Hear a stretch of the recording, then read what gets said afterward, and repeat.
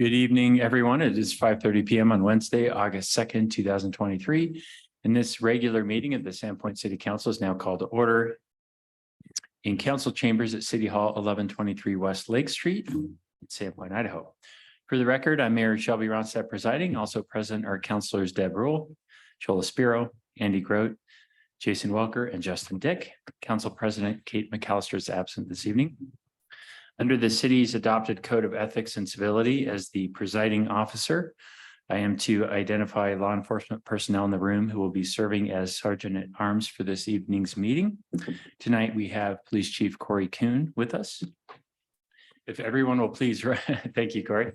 If everyone will please rise for the Pledge of Allegiance. I pledge allegiance to the flag of the United States of America and to the republic for which it stands, one nation, under God, indivisible, with liberty and justice for all.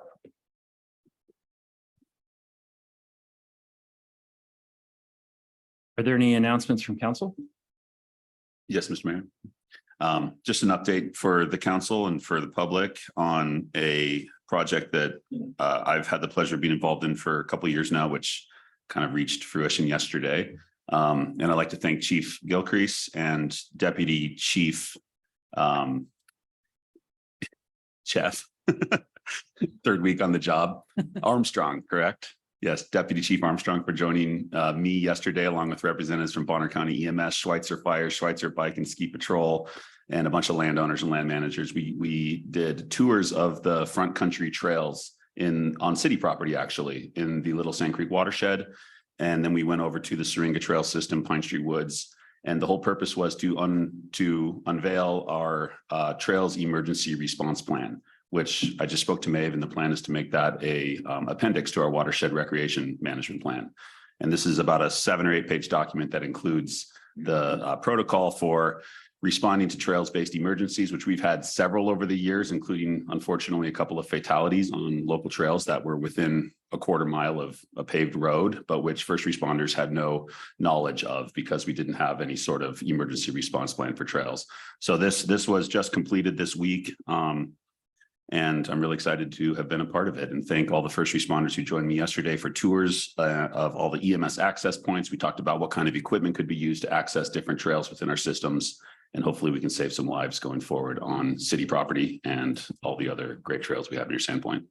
Yeah, that's great, Councilor. I appreciate that. And I understand that we discussed that a little bit at staff this morning.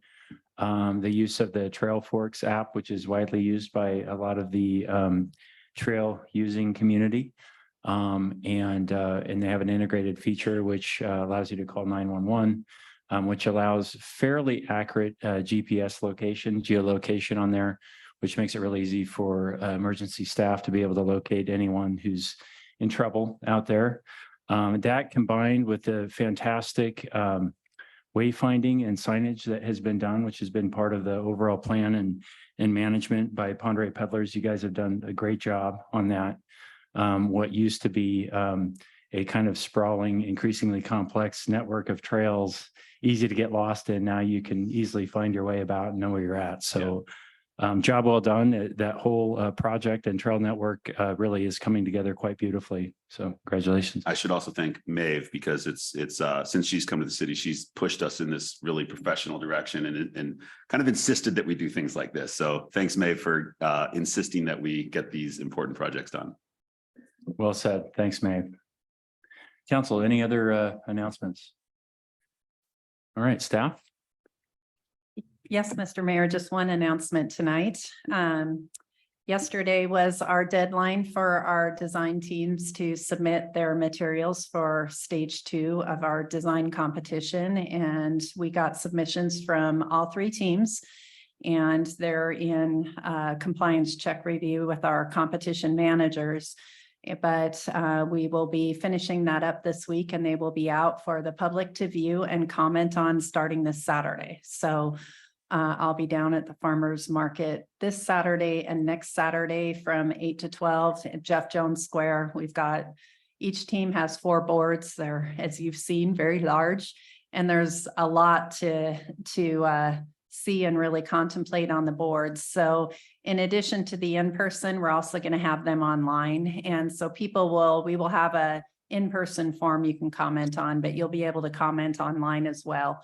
So that you really have time to kind of take this in. And so they'll be out for 2 weeks. Friday, we'll also be releasing an open house schedule where we'll have the boards open with staff here available at the city for any questions, again, because there's a lot to these. And they'll be here in council chambers. And then we've also booked a day in the library as well. So hopefully people can see those. And if it doesn't work for you and you can't come in, we'll have those online as well. We have display boards for all of the teams, as well as they have comprehensive reports that go with those also. So those will be made available online. So looking forward to sharing the information with the community. And those open house opportunities, both here and at the library, are not on the calendar yet? No, we're Okay. finalizing that schedule this week. Okay. Cassidy's back in tomorrow. So Good to know. And I intend to join Jennifer at Farman's Park this Saturday to unveil the boards and speak with the public and answer any questions about the design competition or the submissions thus far. And just at having had a cursory overlook of the submissions, they're quite exciting. There's a lot of great concepts and ideas to respond to. So very excited moving forward. And thank you for that. Is that it from staff today? one other on Saturday also at 10 a.m. we have the downtown Sandpoint historic walking tour. So anybody who hasn't had a chance to do one of our revamped walking tours, that's through our Historic Arts Preservation Commission. And we partnered with Lake Ponderay Repertory Theater. So and also Bonner County Historical Society Museum. So there's the historical piece, and then there's some acting that goes along with it as well. And so anyone who's interested in that, the first Saturday tour will be this Saturday, and it's at 10 a.m. and you just meet right in front of the Panada Theater. The tour takes about an hour. And you don't need to pre-register. We have it available on our parks registration page as well, but there's no cost for the tours, and they've been really enhanced this year with the addition of Lake Ponderay Repertory Theater. So that is available Saturday as well. Exciting. So also it's the Longbridge Swim this Saturday. So you guys have captured a really unique event to partner along with these things that are going on for our city, and you'll be able to capture some a wide variety of travelers and tourists to get their perspective, as well as many locals swim in that event. We'll be downtown. So very good job with timing. Good job. Okay. I was hoping you wouldn't mention that because you just exposed my excuse for not participating in Longview Swim this year. I'm here for you, bud. We'll be looking for you when you get out of the water. Yeah. Okay. Good luck. Thank you, Good sir. luck to all the participants this Saturday. All right, next on the agenda is the public forum portion of the meeting, which allows the public the opportunity to address the council and myself regarding items listed on the consent calendar or on any item not listed on the regular agenda. If anyone here in chambers wishes to speak now during the public forum or during any other portion of the meeting, you must complete a sign-up form, which is available on the table by the front door. And please hand it to the staff, anyone at the back table back there. If you're on Zoom and wish to speak during the general public forum, please raise your hand on Zoom at this time. To accommodate those who wish to speak on general items during public forum, as well as those who wish to speak on specific business items on our agenda, a total of 20 minutes will be dedicated to public forum at the beginning of the meeting. If you'd like to speak and did not have an opportunity to do so, we will provide that opportunity by reopening the public forum at the end of our regular agenda. Council may not hear or take testimony during public forum on any planning and zoning matter that is before the city or is known to be a likely application. Such testimony is allowed only during properly noticed public hearings. Matters that have been previously heard and decided by the council may also be determined to be inappropriate for the public forum portion of the meeting. Those in attendance shall not engage in disorderly or boisterous conduct, use threatening or abusive language, hold up or display any type of sign, speak out of turn, or clap or engage in any other similar act which disturbs the meeting. Comments shall not be personally derogatory, nor shall they be personally directed at any individual, organization, or business.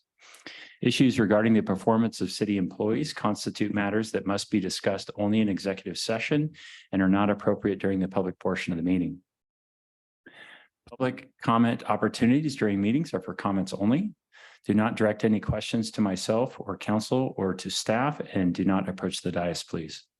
Also, please do not approach the clerk or other staff here at the front tables in front of you, as this disrupts the meeting and makes it difficult for them to do their work. You may inquire of staff at the back of the table, in the back of the room, if you have any questions or you need assistance. Unless otherwise provided, each speaker will be allowed 3 minutes. When it is your turn to speak, please introduce yourself and state whether you reside in Sandpoint city limits. Madam Clerk, has anyone signed up to speak during the public forum? Yes, Mr. Mayor. And I wanted to make a clarification. Someone had signed up to donate time to someone else who's here in the room. However, that is under our policy available only during public hearings. So I just wanted to make that clarification. Thank you. I appreciate that.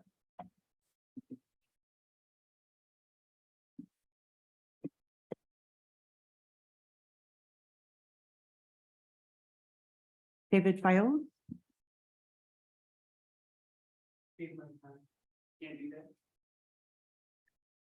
No.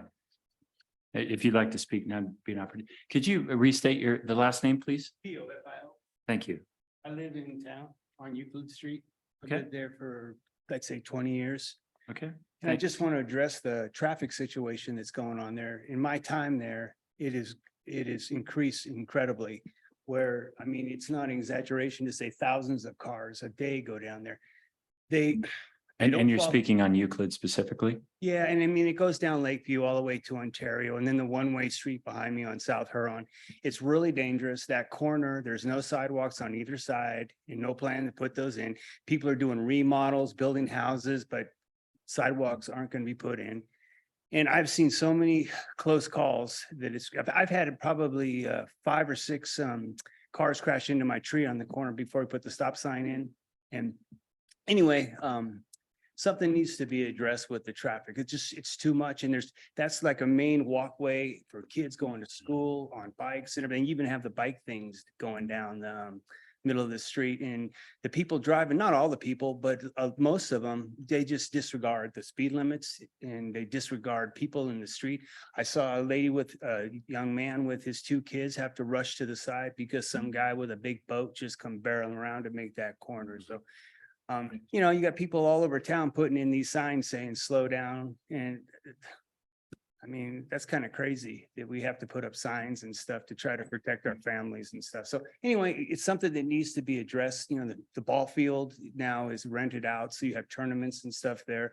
And you have a lot of out of towners that are coming through there and they're hauling tail. And but you know, the majority is people who live in town that are coming down. They don't want to go down Highway 2. Deal with the traffic. So they haul tail down Euclid and then they hit that corner and try to make it up to Division to get back on the highway and miss the stuff there. So anyway. Thank you very much. Yeah, thank you, Mr. Bofio. We're certainly familiar with that. We've heard a lot of comments on that in recent years. And that was one of the specific points that we were trying to address with the amendment to our to our transportation master plan a few months ago. And that was essentially kind of postponed, I should say, until further notice. So we are aware of that. We are trying to work on solutions there, but the solutions that we came up with and suggested as amendments were generally not accepted, but it's not lost on us. We're going to continue to work on that issue. So, Mr. Mayor. thank you. Yeah. I happen to walk past your house every day during the school year with my daughter who goes to Washington. And just maybe a request for the chief. We have the speed radar, the speed indicator that moves around town. That section of Euclid would be a great place to put that when school begins, because I can confirm, a lot of high school kids actually, I believe, who are racing that way to get to the high school up Ontario. And the high school kids in particular, because I can see them through the driver's windows because I'm walking right there. Man, do they like to speed. I'd say they're going 40, 45 down Euclid and then ripping around that corner. And So that there's no is- high school students here right now? Okay, we can blame it on the high school. I students. can Yeah. confirm it's a treacherous place for pedestrians, and I'm sure the neighbors are fed up as well. Yeah. Yeah. Thanks. It's on there all day. You can see Mr. Bofio, thank you. Appreciate it. Madam Clerk? Barrett and Olsted. I'm sorry, could you say that last name again? Olistad. Olistad, thank you. So at least you're all warmed up. So, good afternoon, Mr. Mayor, Ms. Kuhn, and respective council members. My name is Barrett Olstad, and I'm a resident of the city of Sandpoint. As residents of the city of Sandpoint that live on, Euclid Avenue, we stand before you with serious safety concerns surrounding cut-through traffic, speeding, increased traffic volume, teenaged, inexperienced drivers from outside of the community, just to name a few, and the detrimental impact that this is having on our neighborhood. It's our hope that by raising your awareness to our concerns, we can start a dialogue with the city regarding possible solutions. It is our opinion that factors such as new construction, the post-COVID influx of people moving into the area, and most notably the leasing out of Memorial Field since being newly renovated to various sports teams in outlying areas, have all contributed to the dilemma that we are finding ourselves in currently. As a result of the influx of more people moving to the area, now that the secret is out of what a wonderful place Sandpoint, we are also seeing more e-bikes, scooters, golf carts, strollers, skateboards, and so on that we are also sharing our roads with. It's become absolutely egregious with the regularity of cars that literally fly down Euclid on a daily basis. I've spoke with countless neighbors that share these sentiments as well and are equally as outraged. I did have the opportunity to have a conversation with Councilman Groot a while back and have since found out that other neighbors have had similar conversations with the councilman. I would like to personally thank Councilman Groot for listening and validating my concerns, because I'm sure he doesn't have a lot of downtime during the day as a UPS driver to listen to disgruntled residents. Although there was an effort to quell resident concerns by placing the mobile speed sign at the end of Euclid last month, it did very little to deter drivers to slow down, in large part due to the fact that I counted only 3 days that it was actually operational. Although the sentiment was appreciated, it had very little, if any, impact on slowing drivers down to the posted speed of 25 miles per hour. It wasn't until I was talking with one of our elderly residents who happens to be wheelchair bound that I knew it was time to reach out to other neighbors and bring our concerns to the council. This individual became visibly upset as she detailed all the near misses she has experienced through the years. Unfortunately, what has compounded the issue for this resident is the sidewalk nearest to her house allows her to access it from Lakeview. However, once she reaches the end of the sidewalk at Erie, she is unable to exit and get to street level because there is no curb cut. Therefore, her only option is to ride in the street and hope the drivers are paying attention. In closing, as residents living on Euclid, we no longer ask ourselves if something happens, then what? The question we ask ourselves now is when something happens, because unfortunately we see with our eyes every day the near collisions, close calls, and so many of our neighbors experience. Why weren't there more safety precautions put in place after we voiced our concerns at the council meeting on August 2nd? Let's not wait for that to happen, and let's start a dialogue now between the residents and the city to protect our most cherished assets, to include our children, pets, and our neighbors and fellow residents. I have a list of 48 residents that have signed a petition to ask the city to look into our concerns. We only experienced one resident that neither supported or denied our position and chose not to sign. Interestingly enough, he claimed to have been a former council member many years ago.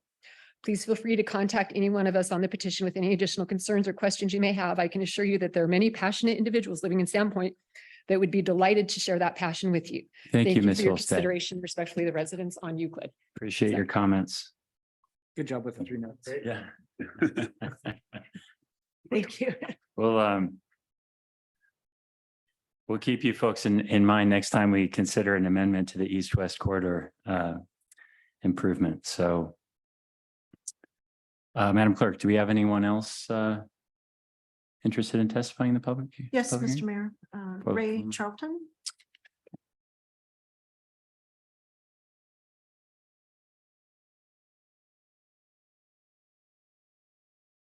I'm going to try moving this.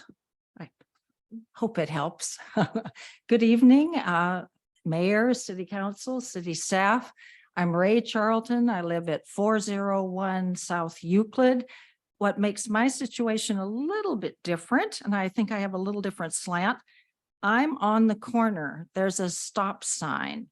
The stop sign's across the street from me, but they're going down Michigan. They're going to go 1 block on Michigan and have to turn right or left on 4th. My issue, along with speeding, is noise, a barrage of noise. They wait, they build up strength or something, and then they gun it. And they have modified their cars somehow. They growl, they backfire. 2 pickups have the specialty of, is it called cold rolling? When the big clouds of smoke come out. I love being outside. I'm outside a lot. I love to garden, and my quality of life has really deteriorated. The noise is a barrage. And at times I think maybe I'm an elderly curmudgeon, perhaps I exaggerate, but there were a crew of young men working on a house remodel project next to me. And they stopped what they were doing and went, my God, what was that? What are they thinking? I thought, oh, it's not just me. And I don't really know. I don't know if we have a noise ordinance. I feel sometimes the drivers are angry. I don't know if they're angry at us or not. It feels that way. And of course, in summer with the windows open, the noise comes in at night as well. So thank you for listening. I hope we can do something. Thank you, Ms. Charlton. I appreciate those comments, and I certainly understand your concern there. Just for your awareness, coal rolling is illegal in the city of Sandpoint. And if it's possible, if you were able to get either a photograph or even better, a video of somebody coal rolling as they drive by, that is, we can prosecute that. So there has been a couple instances of that happening in the city of Sandpoint successfully. So there is at least something that can be done about it. As far as the noise, unfortunately, there's nothing illegal about driving your car loudly. So it kind of is what it is, but I feel your pain there. Madam Clerk? We have someone on Zoom, Mr. Mayor. Jeremy Grimm.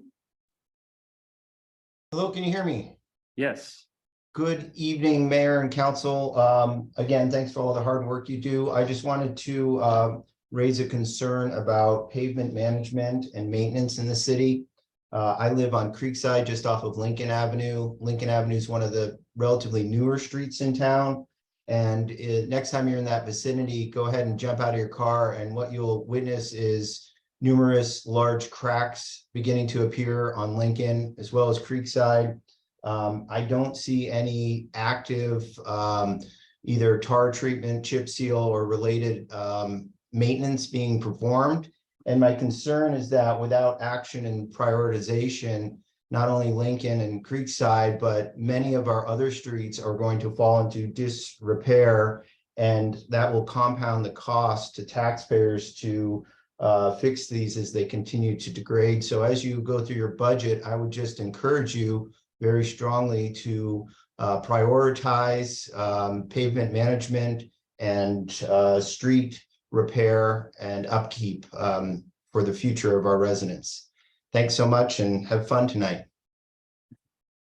Thank you, Mr. Grimm. I will say that we are certainly aware of the degrading state of our streets across the city.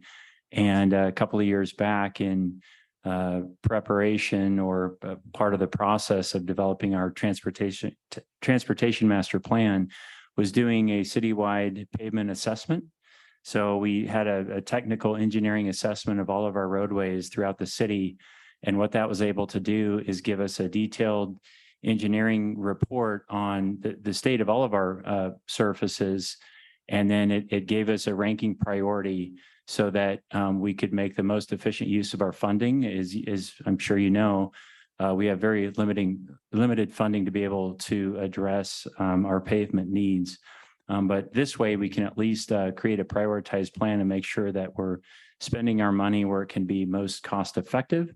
We've also tripled the amount of street funding that we're putting towards streets. And And as you know, I'm sure you know, we passed a local option tax this last year, which allows us to dramatically increase our streets budget. So help is on the way. I'm not sure specifically where Lincoln or Creekside falls in that plan, but that is something that can be reviewed by the public, and we could get you that information. So thank you for that comment.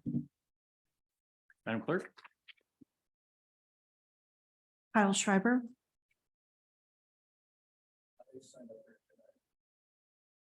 Mr. Mayor. Yeah.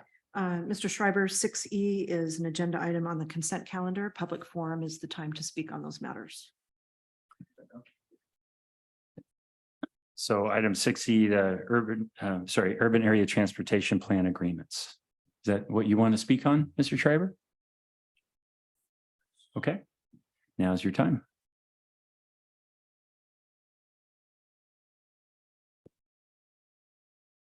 Kyle Schreiber, Sandpoint resident. I wanted to start by thanking the mayor for the decision to deprioritize the couplet project this spring. It led many people in the community to think that their voices were finally being heard. But as of right now, the only adopted multimodal transportation plan still includes that project. And this resolution specifically states that that wildly unpopular plan will become cemented into the urban area transportation plan as well, which will be obviously harder to amend later. Until the multimodal plan is actually amended to remove that project, this council will have done nothing to respond to the residents who provided that feedback.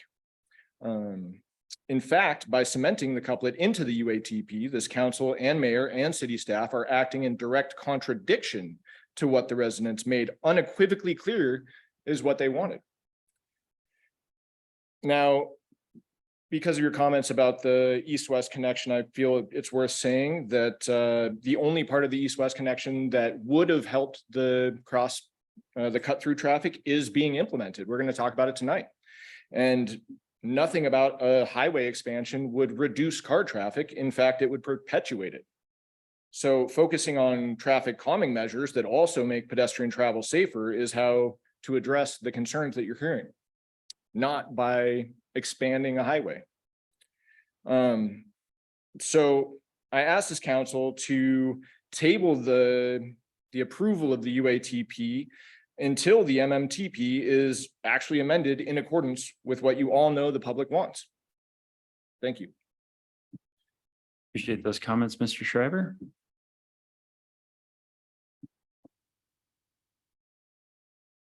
Molly O'Reilly.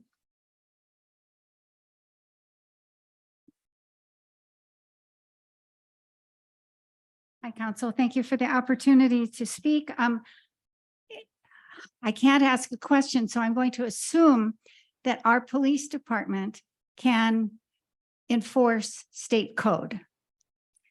Having done that, I will refer to state code, Chapter 9 Vehicle Equipment, 29-937 Mufflers Prevention of Noise.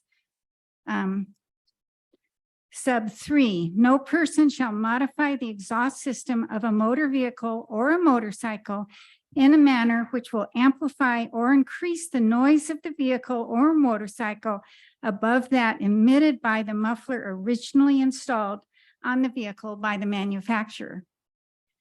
If our police department can enforce state code, then we do have an ordinance on motor vehicle noise that can be enforced. Thank you. Thank you, Ms. O'Reilly. As often is the case, you provide an education for us all. Appreciate that. Madam Clerk. Janine Shepherd.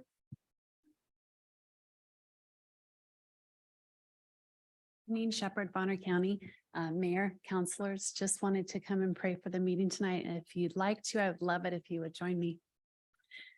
Dear Lord, we come to you tonight and we thank you for the chance to pause, to give you praise, and to ask for your blessing and guidance on this meeting. We pray for you to intervene in the meeting and bring glory to yourself in all that is done. We lift up each agenda item to you, asking that you help the mayor and councilors to see them with a perspective only you can bring. We pray for the mayor and councilors to hear from you, that they will take direction and you will make it clear what you want to happen here. Help the spirit of the meeting to be one of cooperation as we seek your will in our city. We lift up the families of the mayor and councilors to you, asking that you bless them. Give them all good health and bring them comfort in hard times. Meet them, Lord, wherever they are at with your loving kindness. We know that you want all to come to know you. I ask that you bless all those within the sound of my voice, making yourself real and tangible to everyone. You know the unique situation of each person here. Speak and move in ways that each one can experience your love and care for them. We thank you for your attentiveness to our prayers, that you bend down to hear us. We are grateful to serve a God as mighty as you. We exalt you, Lord, and put you in the rightful place as first in our hearts and in our minds. In Jesus' name we pray. Amen. Thank you. Thank you, Ms. Shepherd. Appreciate that.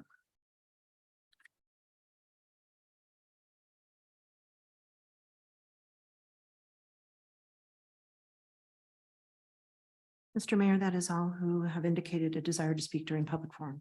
Okay, that concludes the public forum portion of the meeting. Next, we'll proceed with the consent calendar. For the record, the total amount of bills is $1,276,505.89, reflecting $435,468.79 for regular payables and $841,037.10 for payroll. Does council have any questions, or are there any items council wishes to remove from the consent calendar? Mr. Mayor? Yeah. Yes, I'd like to remove items 6E and 6F and put them under old business so they can be discussed. Do you want to break those out separately for a vote, or do you want to just, you sure you want to put them together? It might make it easier for you. We'll see. It's your call. Sure, we can separate them Okay. as So, individual items. So there's a motion to remove item 6E from the consent calendar. Is there a second? My second. Been moved and seconded. This will be a roll call vote. Mr. Mayor? Yeah. There's no vote required for a member of council to. Oh, remove. thank you for that point of order. Is there a second required? Thank you. This doesn't happen very often. Enjoy. Thank you. Okay, well, in that case, they are both removed. So here we go. Motion to approve the consent calendar with the exception of items 6E and 6F. So moved. Second. Okay, this will be a roll call vote. Counselor Welker, Yes. Counselor Sprow, Yes. Counselor Groot, Yes. Counselor Rule, Yes. Counselor Dick. Yes. Motion passes as amended. First, under old business is a staff presentation on the development pipeline. Let me just clarify, actually, why don't we just head right to those items now? Since they're. Keep them in order. Yeah, let's do them in order. So we're going to move on to item 6E, the urban area transportation plan agreements. Amy, are you prepared to help us with that presentation? Sure. Thanks. So the agreements are basically increasing the amount of the contract for AECom to continue and finish up the urban area transportation plan. And the main increase in the budget was to ensure that some of the priorities from the city's multimodal transportation plan were incorporated, as well as having additional engagement. So that is what the amendments are about. And again, the city's role in this, we do not contribute to the grant match. We provide administrative support for the overall grant. Mr. Mayor? So my concerns would be that, first of all, when I read the materials, and you can correct me if I'm wrong, that we were going to use the the multimodal transportation plan as an appendix to this when the final completion comes out. I'm not comfortable with that because I believe there are deficiencies in the multimodal transportation plan that the public has brought forward and the council has discussed previously to this.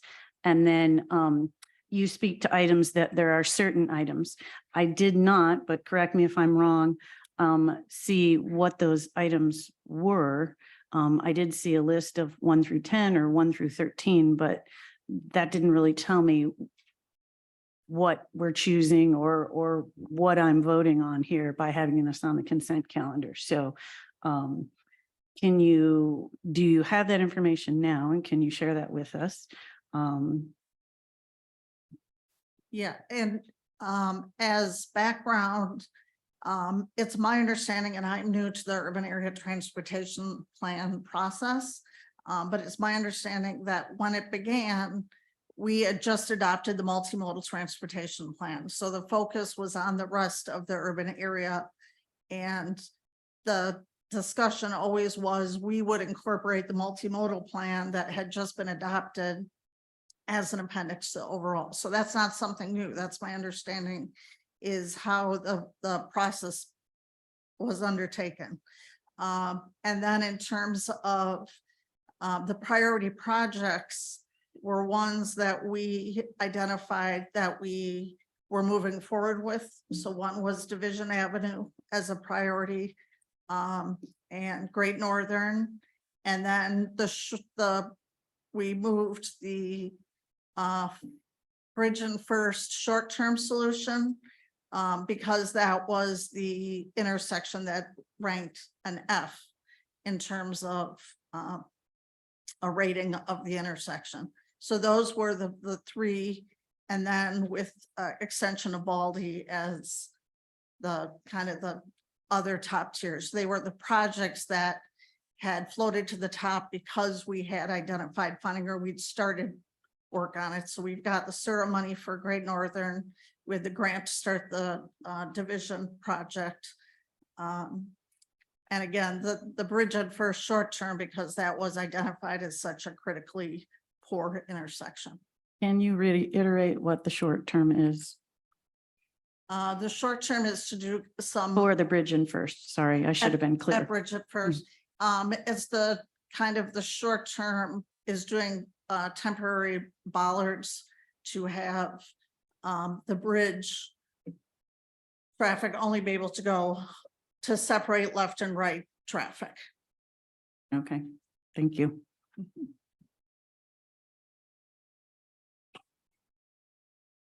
Anybody else have any comments or questions? Yeah, Mr. Mayor, Yeah. it might help for council to have background again about urban area transportation plan and what happens with this plan.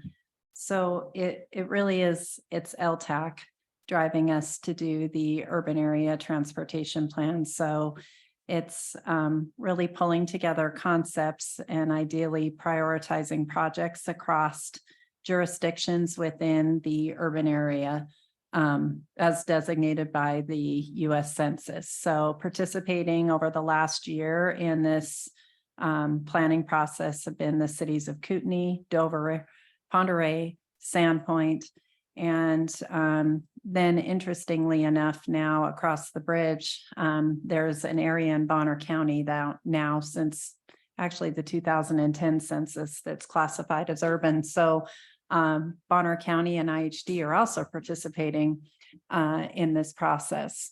And funds are allocated, federal funds are allocated when a jurisdiction is large enough, funds will be allocated specifically to a jurisdiction because of size. In this case, it is formula funds that are allocated by an urban area. And so the projects that would be eligible for funding under that urban area transportation program would be the projects that are in the urban area transportation plan. If you don't have projects in the plan, if you're not a participating jurisdiction, you wouldn't be eligible to apply for funding. When the funding is allocated, then the jurisdictions have to apply. That would come back through council as to what project we are applying for, and there would need to be approval for that particular project and the grant application by council in order for us to submit it. But the projects have to be in the urban area transportation plan in order for them to be eligible. So typically when you have a jurisdiction that has a transportation plan adopted, that is their transportation plan. But as to what goes into that urban area transportation plan, it would be the prioritized top projects. So what they had asked, the consultants through AECom had asked each of the jurisdictions to do was to identify their top 3 to 4 projects and applies a ranking matrix to those. And so as Amy stated, the projects that rose to the top for Sandpoint were the projects that council has authorized us to move forward with. We are pursuing funding. We're in design. We're into the projects. So any of those other components in the multimodal transportation plan that aren't in the priority or not priority projects in the urban area transportation plan and wouldn't be seen as favorable for funding. It would be one of the other jurisdictions' dollars. We haven't done an urban area transportation plan for over 10 years. And there were discussions when the mayor was first elected with the other jurisdictions where they did not want to participate in the urban area transportation planning moving forward because historically the funding for the urban area had all gone to Sandpoint projects. And so it was after much cajoling by Susan Caber and LTAC and ITD that the jurisdictions got together again and agreed to start this planning process over the last year. And so we're at the final stages of that with including those priority projects out of the multimodal plan. And the other jurisdictions have 3 to 4 projects for each of the jurisdictions out of their various transportation plans as well. And I think it's worth mentioning the idea too is that, you know, these projects would be the projects that are recommended or put forth are projects that would benefit all the jurisdictions. And that's kind of always been the guiding principle. So, you know, whether it's us or Kootenai or Pend Oreille, we're trying to select projects that we recognize benefit all communities, not just Sandpoint or not just Pend Oreille. Thank you, Jennifer. Appreciate that. Mr. Mayor? Yeah. So my concern would be that we're nowhere in there did it really list those projects. So I think they need to be listed if we're going to vote on this as those top priority projects and be more specific about what we're appendixing. I am still not comfortable saying that we're putting the entire multimodal transportation plan in there if the public and the council is not fully on board with the entire plan. Yes, historically it had been passed. So is there any way for us to just appendix these top priorities until we have the opportunity to come back and look at the rest of the multimodal plan? We could only include in the multimodal plan those top 3 to 4 projects. And those are the listed projects. I think referencing that there isn't a clean way to completely break it apart because referencing that those projects were identified through a process and included in an adopted multimodal plan. But if those are the only 3 or 4 projects that you want to include as identified projects, you could approve this with the inclusion only of those projects, but there will have to be a reference to an overall plan that was adopted by council. Okay. Unanimously. And Well, so then my next question would be, this is the urban area transportation plan.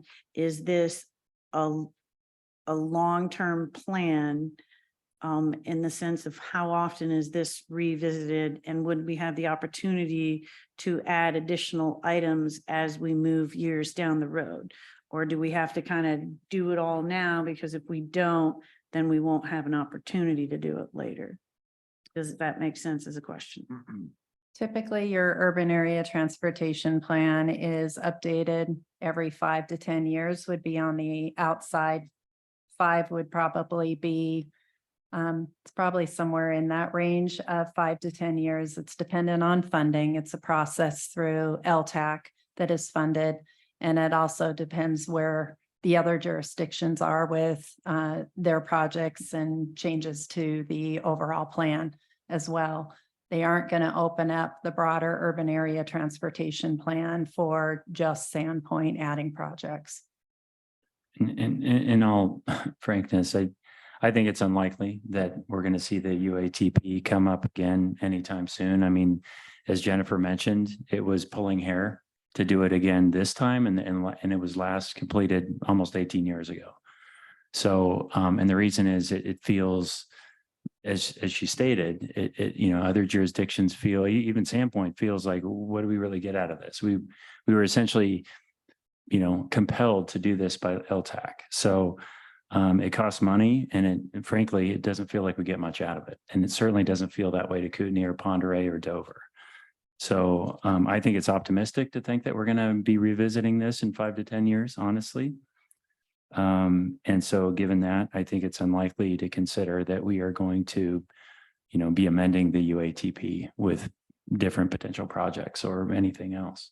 Mr. Mayor, following up on Deb's concerns, though, the question I have is, if we put the multimodal plan as an appendix to the UATP, amendments to the multimodal plan can still occur in the future, and they'll obviously be incorporated into the UATP. Yeah. Because I share this concern as well. I feel like we left the east-west corridor on the shelf months ago. No amendments were actually made beyond those immediately related to the purchase of the Dubs property. But there are clearly members of the public who still have concerns about that component in particular. And I would also push back just a little bit. The UATP includes some really valuable and important connections in between our communities. That's what I think separates it from the multimodal plan.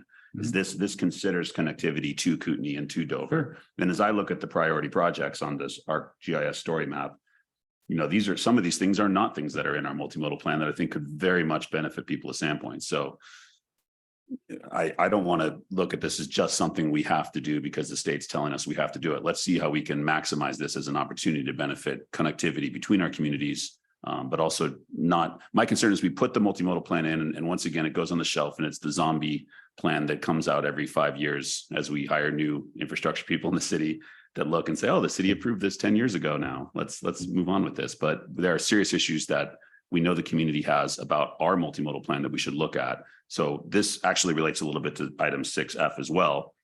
I just want to put it in the minds of council that we should, in the next few months, in the next year, be seriously talking about looking closely at some of the concepts in our multimodal plan and making some amendments to that so that it doesn't just go on a shelf and get pulled out in 5 years and we have to go through a battle with the community once again. So I actually had a question for Amy as well. I read through the whole MOU, the contract for the UATP. And you mentioned with this 3, 4, August, September, October, November, 4-month extension that we're asked to consider tonight, there will be further public involvement. Can you give us some more details about what opportunities there might still be? I understand that the UATP was presented at Crazy Days on Saturday. I didn't have a chance to make it over there. What other public involvement opportunities might there be in the next 4 months?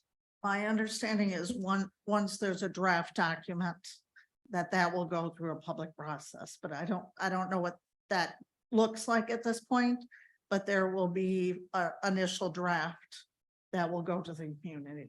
And will there be another presentation to council before the plan comes up for final adoption? Yes. Yes. Okay. And final question. I apologize for not knowing if we've done this already, but was there previously a mid-project update to city council on this? I noticed that item H in the agreement says AECOM will provide materials for each member to provide a mid-project update. Do you recall when that happened to Sandpoint City Council? The UAT, has there been a mid-project update? There has not been a mid-project update. Really? Okay. So that the project was supposed to end yesterday, but we haven't had a mid-project update yet. I think the coordination and planning of all of this has taken a lot longer than what was anticipated with the original timeline. Okay. So pulling the projects, all of the projects in, that's where, and getting to a draft plan is going to be a mid-project update. Yeah, today was the first time I had to Google Sandpoint Urban Area Transportation Plan to find the ArcGIS map because we don't have it linked on our website currently, which I would encourage us to do under our master plans page on our website. Even though it's a work in progress, I had to go to a search engine to find it because I couldn't find any evidence of it on our city website. So it did come up first result on Google though. And it's a pretty good ArcGIS map. That's how I learned what the other priority projects are outside of our multimodal plan area. So yeah, I would love to have a mid-project update, and I hope that extending this by 4 months and increasing the budget by $70,000 will give us more opportunities for public involvement as well. And I'm really glad that Councilwoman Rule pulled this off the consent calendar because I wanted to say these things tonight. Thank you, Deb. Thank you. Any further comments? Mr. Mayor? Yeah. There were actually a couple of members of the public who signed up to speak on 6F. And I failed Okay. to call them. Oh yeah, forward I feel like we haven't discussed 6F We're yet. 60 right This is now, all so 60 still. Do you want to wait until that time?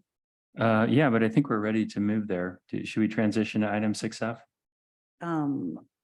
do we need to, now that this was moved off consent calendar, vote on it separately?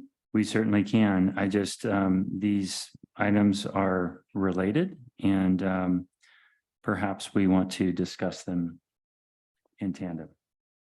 I think they're vaguely related, but I think we have to vote on them as individual items, so. Are we ready to vote then? I think on 6E. I'll Yeah. succeed. Okay. We'll vote. I would entertain a motion to approve item 6E, urban area transportation plan agreements. Is there a motion? So moved. Second. Been moved and seconded. This will be a roll call vote. Counselor Dick, Yes. Counselor Rule, No, Counselor Groot, Yes. Counselor Sprow, Yes. Counselor Walker. I'm ready to vote yes, but I do just want to reiterate that I'm looking forward to the mid-project update to city council and at least one more opportunity for public involvement. Obviously, I want to extend this for 4 months because this needs to be wrapped up, but I want to see the deliverables that were promised delivered. So yes. Motion passes. Next, we will discuss item 6F, which is a memorandum of understanding with the Idaho Transportation Department for US 2 Pine Street Traffic Signal Project. Holly, you want to give us a 1-2 on this, please? Sure. So just a quick overview. This is an agreement with ITD and MOU that would help us get into design of figure 22 in the multimodal transportation plan, which is this short-term east-west connector. We would pull out a phase of that where we would do the traffic signal relocation. The Church and Fifth traffic signal would be relocated to Pine Street. With that traffic signal relocation, Pine Street traffic would also be open to two-way traffic. Another improvement called out on that plan is partial closure to the Euclid access. So off of Pine, it would be limited to right in, right out. So those are the improvements that we would make to the highway, and this agreement with ITD would allow us to get into design and get an engineer on board to start this project. Great, thank you. Any questions for Holly? Yes, if you don't mind. Holly, perhaps these are things that would be addressed in the design stage, but looking at our concept figure 22, I couldn't really tell. These are just some questions I had that maybe they've been addressed in the last 2 years or 3 years, but can you answer, is there expected to be a right turn lane on Pine Street onto Fifth Avenue when this project is completed? Yes. So I assume that would be no parking in front of the houses in the church that are there presently? That would have to be looked at closer in design. That bulb out that's there The bulb out, currently yeah. would be removed. Sure. That from my impressions, that bulb out being removed would only open up one more lane. It would require not allowing parking on the north side of Pine to open up a turn lane there. You're saying a dedicated turn A lane. dedicated turn lane. Unlike currently on Church, one of the problems that creates such a poor level of service there is the bulb out and then on-street parking on the north side of Church. So there's no dedicated turn lane. That therefore all the cars trying to turn right there have to wait for a green light. And as we know, that takes forever on Church Street. I'm hoping, from the perspective of trying to preserve this short-term plan as long into the future as possible to avoid the battle over the curve again. I'm hoping we can implement a right turn lane on Pine Street so that we improve the level of service on east-west traffic along Pine. And we don't make what I view as a mistake made when we put the bulb out on Church Street. And don't get me wrong, I'm generally in favor of bulb outs because I prioritize pedestrians. But in that case, knowing what a nightmare it can be to turn right onto Fifth Avenue from Church, I'm hoping we look at putting a turn lane on Pine. So that's, I spoke too soon there. That's a design question and that's right. something. So that's something that yet to be determined. Yes. Okay. Next question. Thank you. Euclid, making that right in, right out, I think will cut down on some of the traffic on Euclid. Great. Even though that will definitely inconvenience me because I find that as one of the shortcuts that I often take to turn left onto Pine from Euclid, but I can live without it. What about Church after this is done? Will Church become right in, right out? So that's going to become stop sign. Yes. It'll have stop signs, and that's another question for design. I think the intention is that it would be fully functioning, but we could look at limiting traffic movements there. Okay.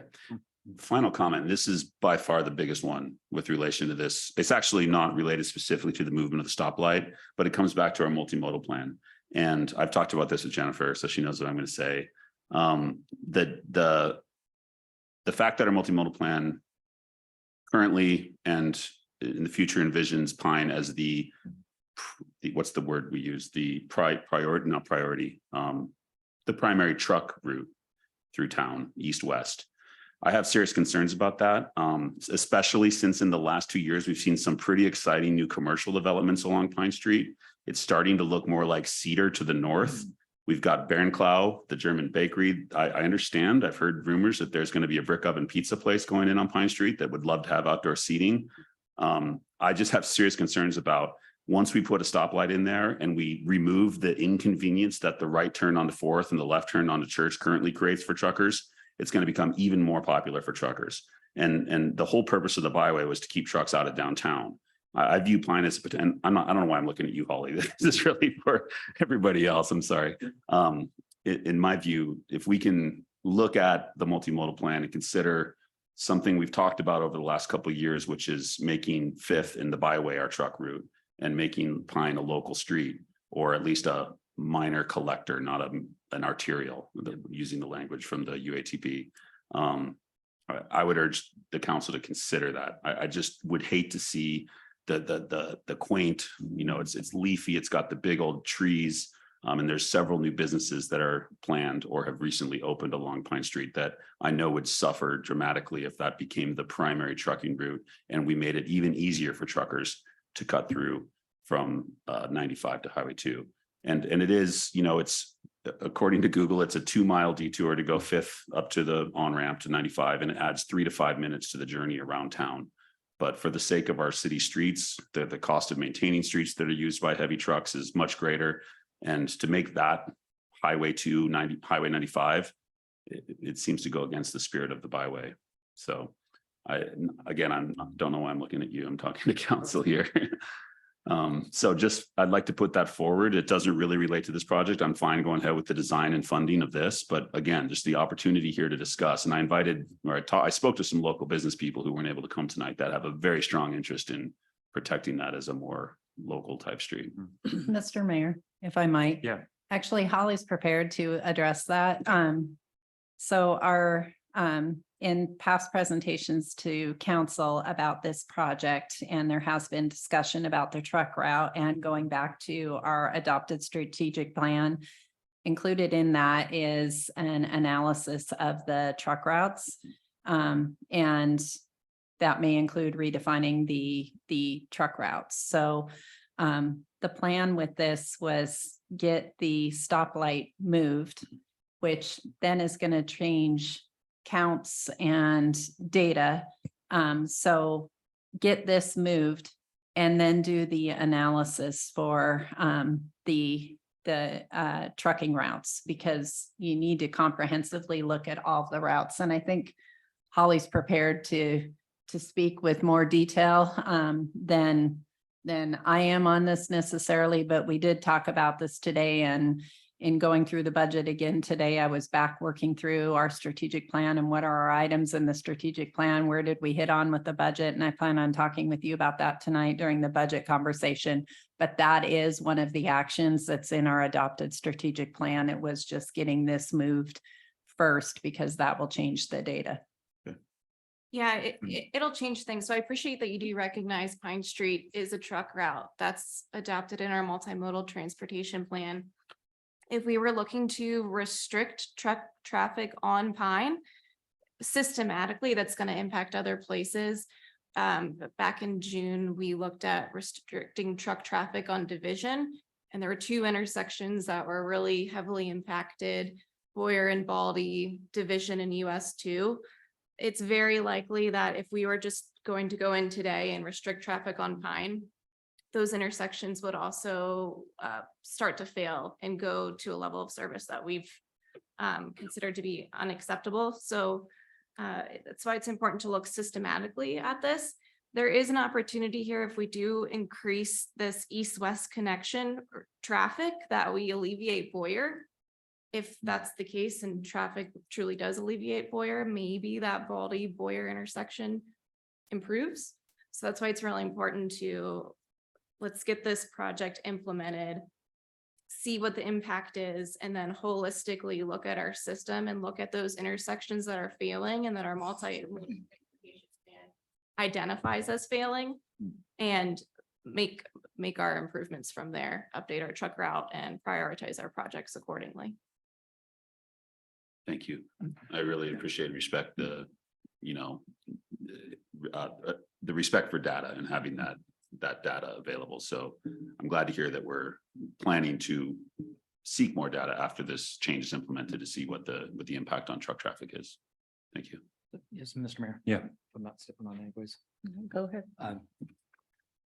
I too, like being up here for a while and having the data and being able to point to the data and like, this is what the information is telling us. Because sometimes my feelings are just that, they're just feelings. However, I'm going to go ahead and advocate for my feelings. I am there on Pine every single day going through.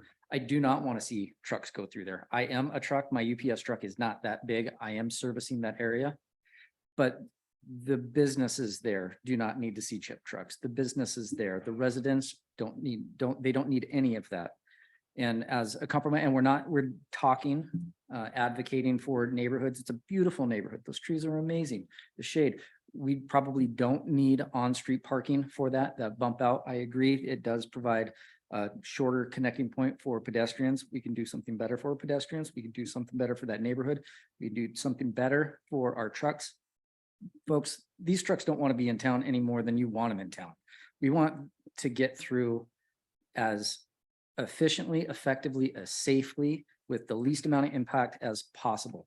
The data will show us that. I am simply saying that that is a beautiful chunk of Pine that can be maintained to a service level that is wonderful for the walkers, the bikers, and no parking. Just it will be one of those things that we can protect, and it's in city. So I kind of go see feelings. It's my feelings. I really feel for that neighborhood right there. So thank you. Yeah, Mr. Mayor, real quick, Yeah. and thank you, Councilor Welker and Councilor Groh for your comments. As somebody who does receive many truck deliveries per week as well too, wouldn't the logic then flow? We would have to engage with Idaho Transportation Department regardless if we're going to put signage out on 95 coming into town. Is that right? And by doing so, and once we collect the data on how that truck and all the trucks move in and out of here, then we can go back to enforcement, right? Because this is an enforcement issue that we're dealing with, but we need signage out there from Idaho Department of Transportation. So we would need to engage in this. And I think there are several of us on this body that understand that we want to preserve this community and that we don't want the trucks. And I think as COVID has hit, We are probably in some of the most inexperienced driver time right now, as that was a giant Great Recession type of industry. And you're dealing with a lot of folks that are brand new, that got their CDLs paid for by these companies that needed people as quickly as they can. And they're all using this to get through town on their MapQuest or GPS, which is typically going to show them the fastest routes through town, which aren't very convenient to them or none of us or any of the businesses or the residents that live around this area. So I would move forward tonight that we get into this MOU and that you have a body that's very interested in keeping the trucks only in town when they need to drop off, and find a better truck solution going over the byway and potentially back into town. Thank you. Councilors, go ahead, Joel. Mr. Mayor, I can just concur with Justin with all the new truck drivers, and there's a lot. Mr. Mayor? Yeah. If I may. So I would like to thank the rest of the council. You guys have really incorporated many of my concerns and why I felt like it was necessary to pull this off the consent calendar and discuss it. I feel really strongly about keeping those trucks off Pine Street. I do think we need data, but I also think in this case, we already know we don't want them there. So how is the data going to change that for us? We just need to figure out a better way to manage that. So I would feel very strongly about saying this is part of the discussion that needs to happen while we have, the Idaho Transportation Department in the room. Let's do it now. Let's not wait on it. I'd also point out that, and I'm not picking on you, Holly, but the Boyer and Baldy intersection is not a nice residential neighborhood. That is probably one of the most hideous spots to have to sit there and wait for the train anyway. Not that anywhere in Sandpoint is hideous, because you can still gaze off at the mountains and in both directions. But I think that having that intersection a little more clogged than as opposed to having a ton of trucks on Pine Street, where there are a lot of pedestrians, and we even go back to the kids, the beaches, the walkers. So I think you guys already said it all, so I won't reiterate, and I'll just stop right there. Can I clarify one thing? Mhm. The assessment that I speak to that we would have, it wouldn't necessarily be specific to Pine and to say, would it be beneficial to Pine Street to take trucks off of it? It would look holistically. So if we take trucks off Pine, where are they going and how does it impact those intersections? So I just wanted to make sure that I explained that clearly. Yeah, that was clear. And I'm well Okay. aware when you change one number on the dial, lots of other things happen. So And we've got a level of service commitments to ITD and in town. that we would yes, look to. yeah. Okay. Yeah, thank you for pointing that out. I'm very aware also, and I know how important that is. It's not an easy thing. It's very complicated, but I think if there's something the council and the public is passionate about, then we should try to make that happen, even if it suffers in other areas, and manage that. So. Thank you, Holly. And councilors, I appreciate all the comments, particularly regarding Pine. And I can assure you, nobody would rather see trucks off Pine Street than I would. I live right there on 3rd and Pine. So, and I agree with you wholeheartedly. And please forgive my cynicism. I just have a hard time believing that we can put out signs and encourage truck traffic to go from Highway 2 up to north of 5th at the interchange for Ponderay, and then turn south on Highway 95. And we already have a problem with cut through traffic on Superior and Lake. And I just, forgive me, but I can't even imagine how that could be reduced or eliminated without a solution like Pine, as much as I'd like to see it not be Pine. So, but I think we have a good plan moving forward. We will make this change and collect some more data and see where we can get to from there. Mr. Mayor. Yeah. One number that keeps coming back to me from our traffic studies in the past is 84%, which I believe that was the percentage of traffic going through the east-west corridor that is local traffic, starting and finishing in Bonner County or Sandpoint to Bonner County. So again, like as far as even, and I do notice this because I live around the corner from you, a lot of the truck traffic is local truck traffic as well. It is, I'm not going to name names, but it is well-known local companies whose logos are on the sides of those trucks that are using Pine and Superior as alternatives for the east-west connection right now. So again, like as far as changing behavior, Google might show that you go that way, but signage and enforcement, as Councilman Dick pointed out, will train our local trucking industry pretty quickly that those are not to be used if we do make a decision to remove Pine as a primary truck route. So. Hear that, Corey? Hire more staff. Deal. Mr. Mayor, I think Holly has more presentation. That's I all. had one more comment, if Mr. Mayor. If I might. I just want to agree with Councilman Welker in that strictly enforced and heavily fined. And yes, it will take some of our officers, but I think you do that for 2 or 3 days and they figure it out really quick. And if it goes back to that habit 6 months later, then you do it for another day or two. And if you're heavily fining them, I think they will change their ways eventually and the word will spread. And maybe we'll get lucky and the map will change in Google for trucks. But maybe I'm just an optimist. All right. Did you have something I'm else? curious Counselor? how much more, are we good? Well, I think that we did a pretty good job of interrupting your presentation. So if there was. Well, I didn't come prepared with a presentation.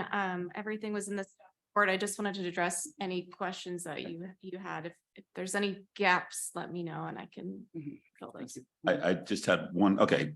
The staff report, thank you very much. It was great. Just to be clear, the stoplight will be owned by the ITD after this is done, right? So the engineering design and the construction will be paid for by the city, but we're not taking on ownership of a new stoplight. I think there was some confusion in the public that why would we take on a stoplight? This is a liability, not an asset. No, we will not be taking on any traffic signals after this project. Okay. Paying for it is on Sandpoint. I just want, and that's because we as a community agreed that this is beneficial for us, but the stoplight will still be owned by ITD. Okay, thank you. All right. Thank you, Holly. Really appreciate that. So I would entertain a motion to approve Mayor? the. Oh, yeah, let's We do have have some some. members of the public. Great, thank you. Give me one moment. Okay.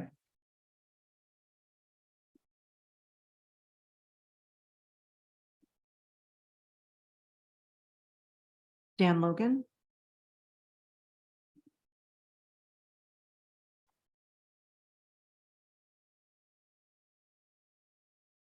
Mayor, Council, Dan Logan, Sandpoint City resident. I'm going to jump around on this sheet I gave all of you. And yes, there is room for a turn lane down there on Pine if they take the parking away. Making Pine two-way between 4th and 5th is a good idea. However, a traffic line on Pine would only create traffic to back up in all directions as it does at the light at Church now. Often you sit on Church waiting for the light to change when there is no traffic in either direction on 5th, but you sit and wait. It's been noted that people avoid streets with traffic lights such as Church. Your stated goal is to reduce cut-through traffic at Lake and Superior, and you will do just the opposite. My neighborhood experiences cut-through traffic because folks don't want to wait at the large light. That problem is amplified right now due to Boyer closure. People speed and run stop signs every day. 5th, initially as an experiment, I'm suggesting we install a stop sign at westbound Pine and 5th instead of a stop light. I believe people will use it and stop using Lake and Superior. There are examples of other streets along 5th Avenue that don't have lights: Fir, Poplar, Alder, and Oak. I think it's worth a try, just like you tried experimenting in front of the high school regarding turning movements. A stop sign saves money. Drivers would use it rather than avoiding it like a traffic light. If the experiment doesn't work, you can always move the Church Street light later. I've sat and observed and timed traffic movements at Pine and 5th Avenue. In the 3 options I've drawn up, I think option 3 works the best because the car sitting at the stop sign at Pine has a better way to determine the eastbound movements with the lane arrangement.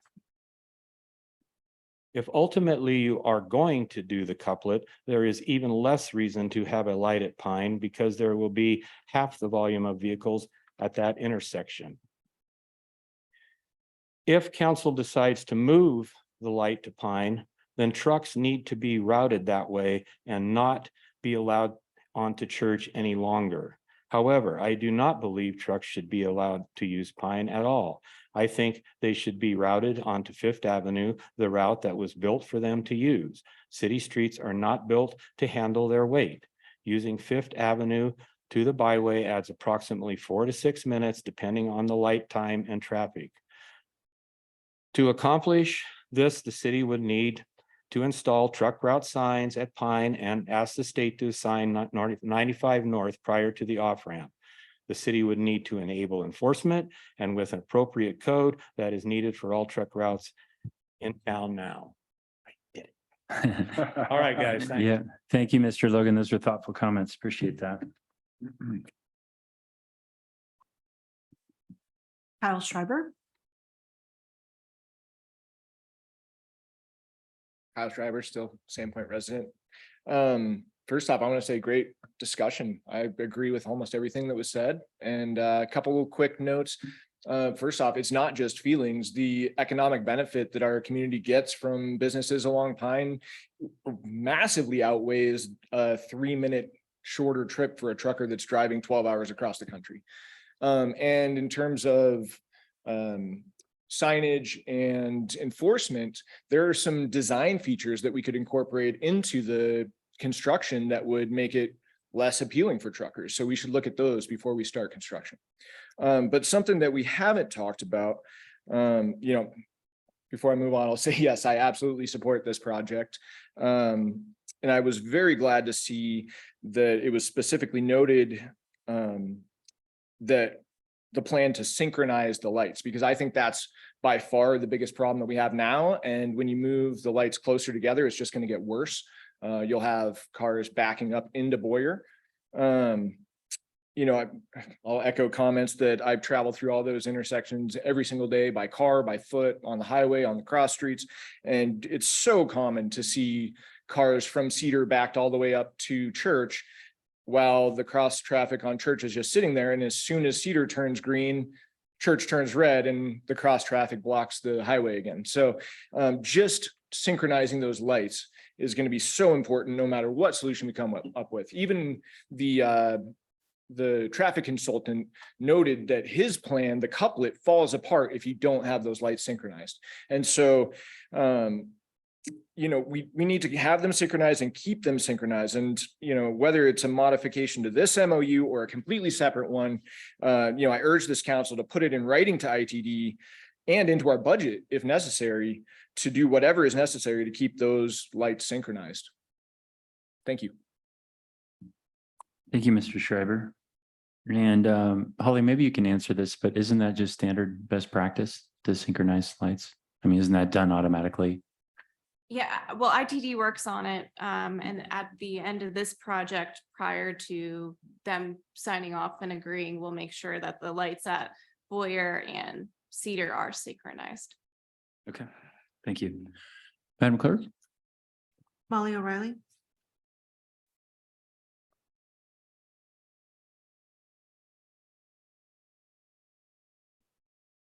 Conversation.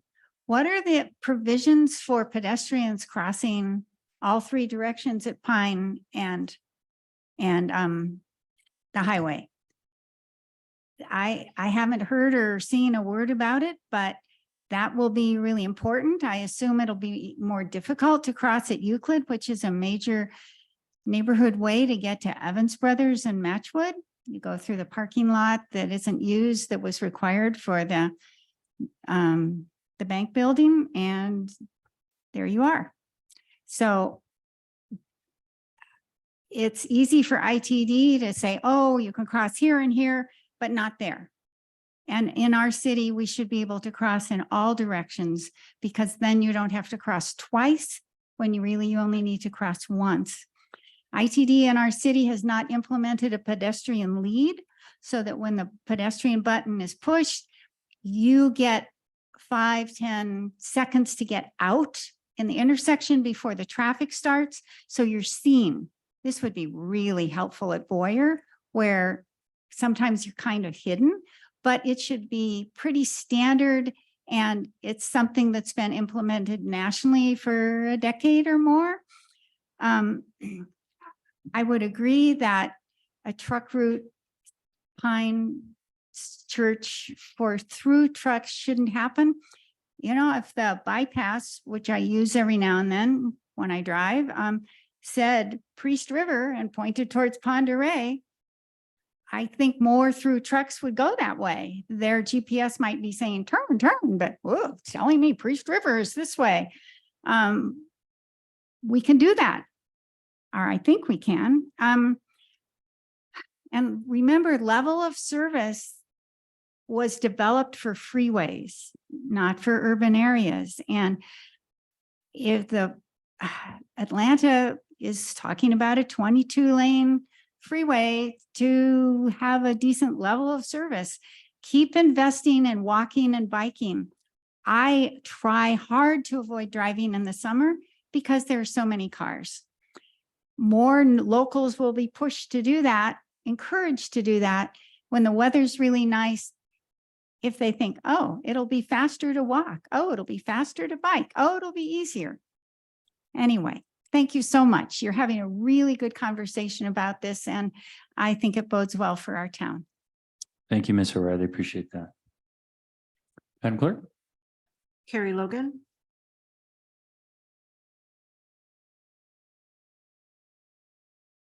Carrie Logan, City of Sandpoint resident. Yes, I like all this conversation very much too, because it's a very important issue to me about getting trucks off of Pine Street. But to respond to Holly, those trucks coming from the west that want to use Pine Street aren't going to use Division because it doesn't go where they want to go. They would be forced onto Fifth Avenue because that will eventually get them where to the south. So it's not a valid point about if you close off Pine, you're going to impact dramatically that intersection at Division because those trucks aren't going the same place. So thank you. Thank you, Ms. Logan.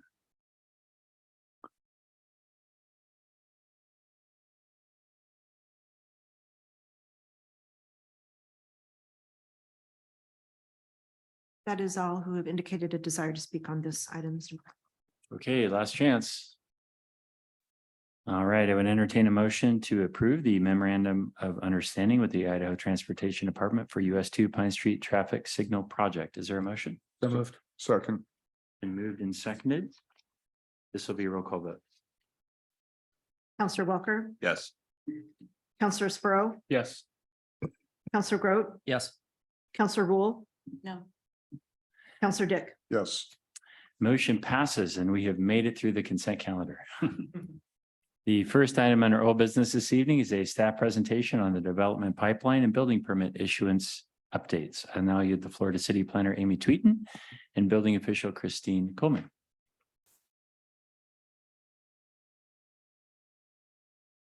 Thank you, Mr. Mayor.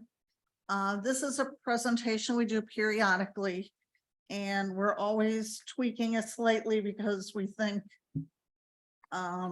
maybe the information we're giving isn't what is wanted. And in our discussions and leadership, we needed a little more information on what is actually coming out of the ground. So we revised it yet again, although tried to keep some of the some consistency with previous reports.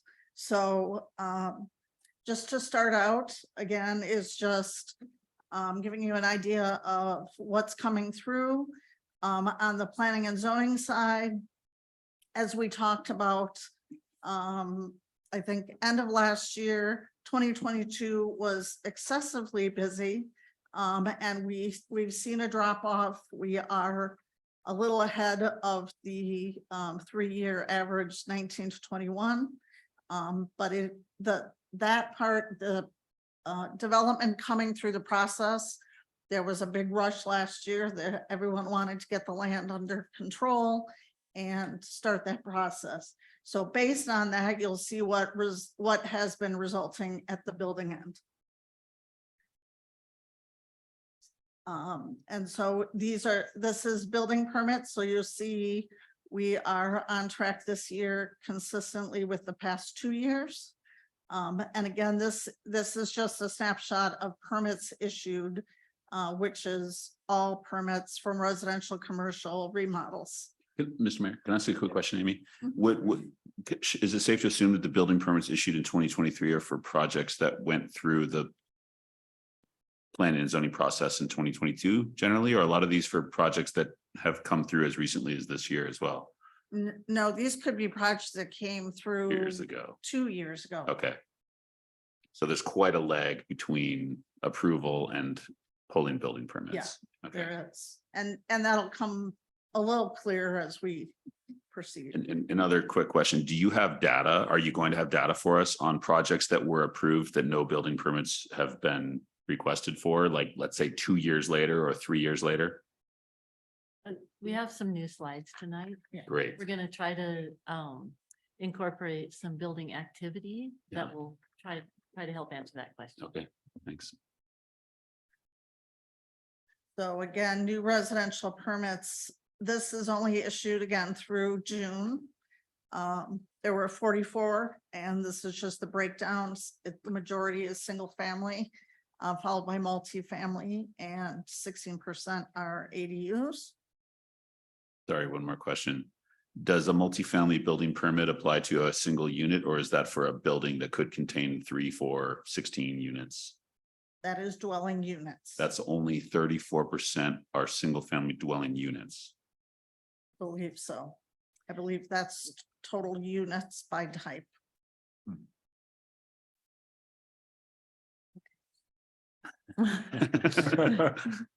That's shockingly low then. In terms of multifamily. Are we sure about that? That's Well, why, because we have another table coming up, and I think we can figure that out. probably address that question in a little more in depth, because we've sort of broken out by subdivisions that have been. So I'd be happy to revisit that one after we get a little further in. Is that okay? Of course, yeah. It might help, Mr. Mayor, since we really, as you know, really reworked this in leadership to get the front end of the pipeline and the back end to get through the whole presentation. And then if there's any question, to go back to it, because the bulk of the differences are going to be at the back end of the presentation. Thank you. I'll take notes. Be patient. So we've tried to add some information in this report that will help explain what's happening after that pipeline information, because we're really good at showing you what happens with, planning and zoning applications, and then subdivisions are approved, and then building permits are issued, and then we just wait and see what happens. And so building permit activity is the activity, the actual, like, what's happening on site, what's physically happening.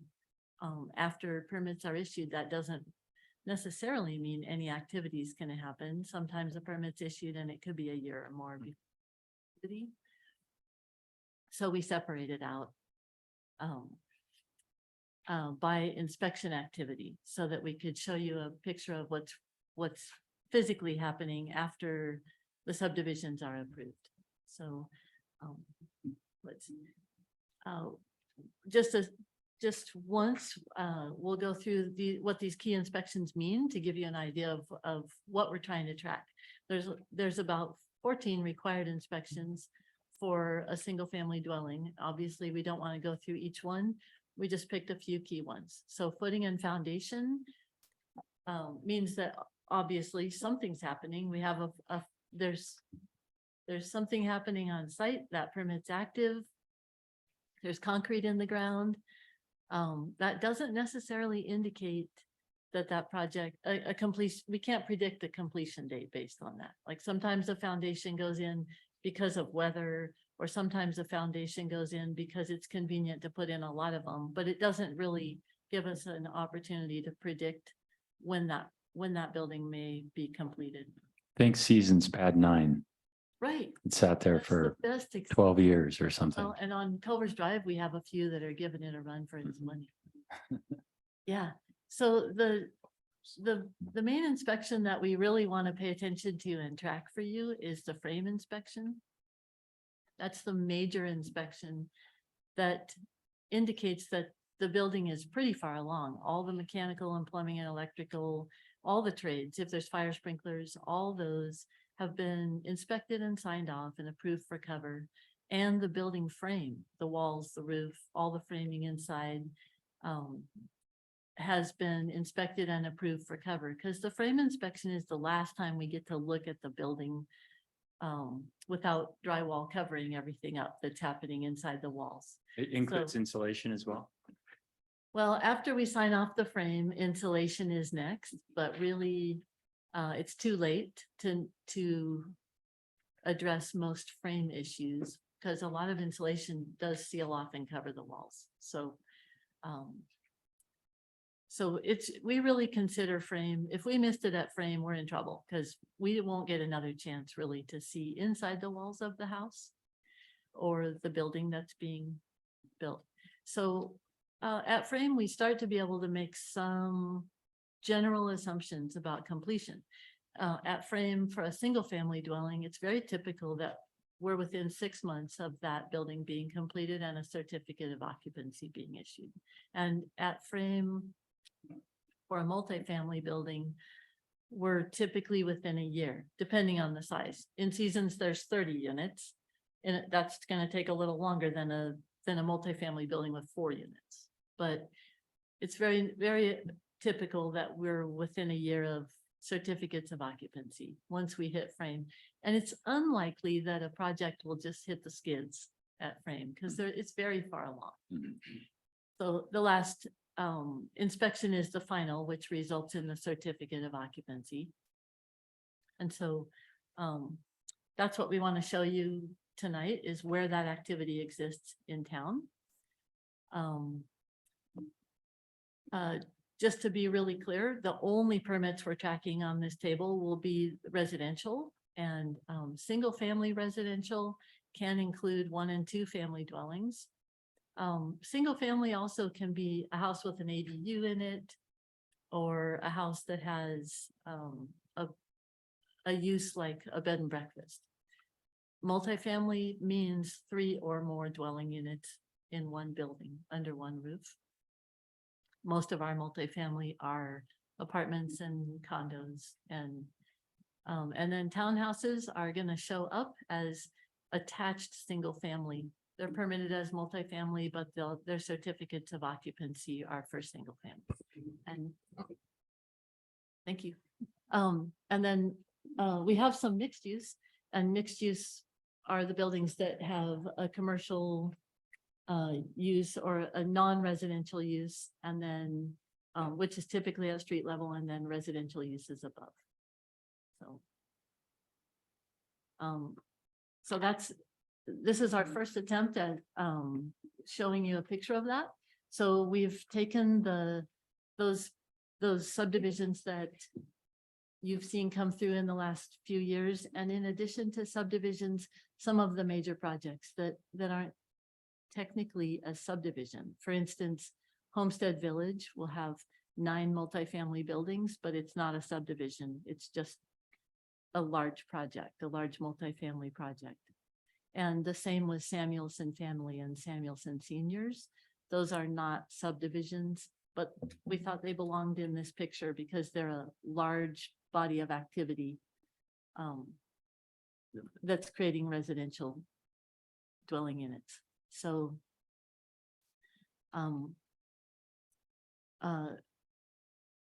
we've broken out foundation. When it says foundation on the table, like for example, at Culver's Crossing, there's 3 foundations.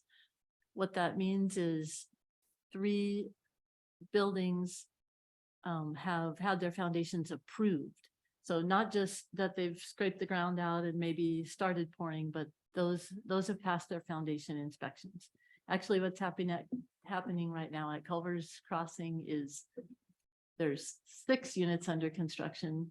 3 have passed their foundation and 3 are hoping to soon. So at Samuelson Family, we're showing units instead of buildings. And same with Samuelson Seniors. Each of the Samuelson Seniors buildings has 6 units in it. Each of Samuelson family buildings has, well, most of them have 12. So with those foundation numbers, that's just an indicator for you that there is activity on those. So you were asking if we have subdivisions that have been approved that have no activity. We do. We have like Madison Meadows, for example. That was approved more than a year ago. Yes. And there's no activity yet at Madison Meadows. Has Mr. Mayor, has the infrastructure been put in though? I thought they did all the street improvements, just no foundation work at all. So we're just talking about building houses Right. and residential units. Right.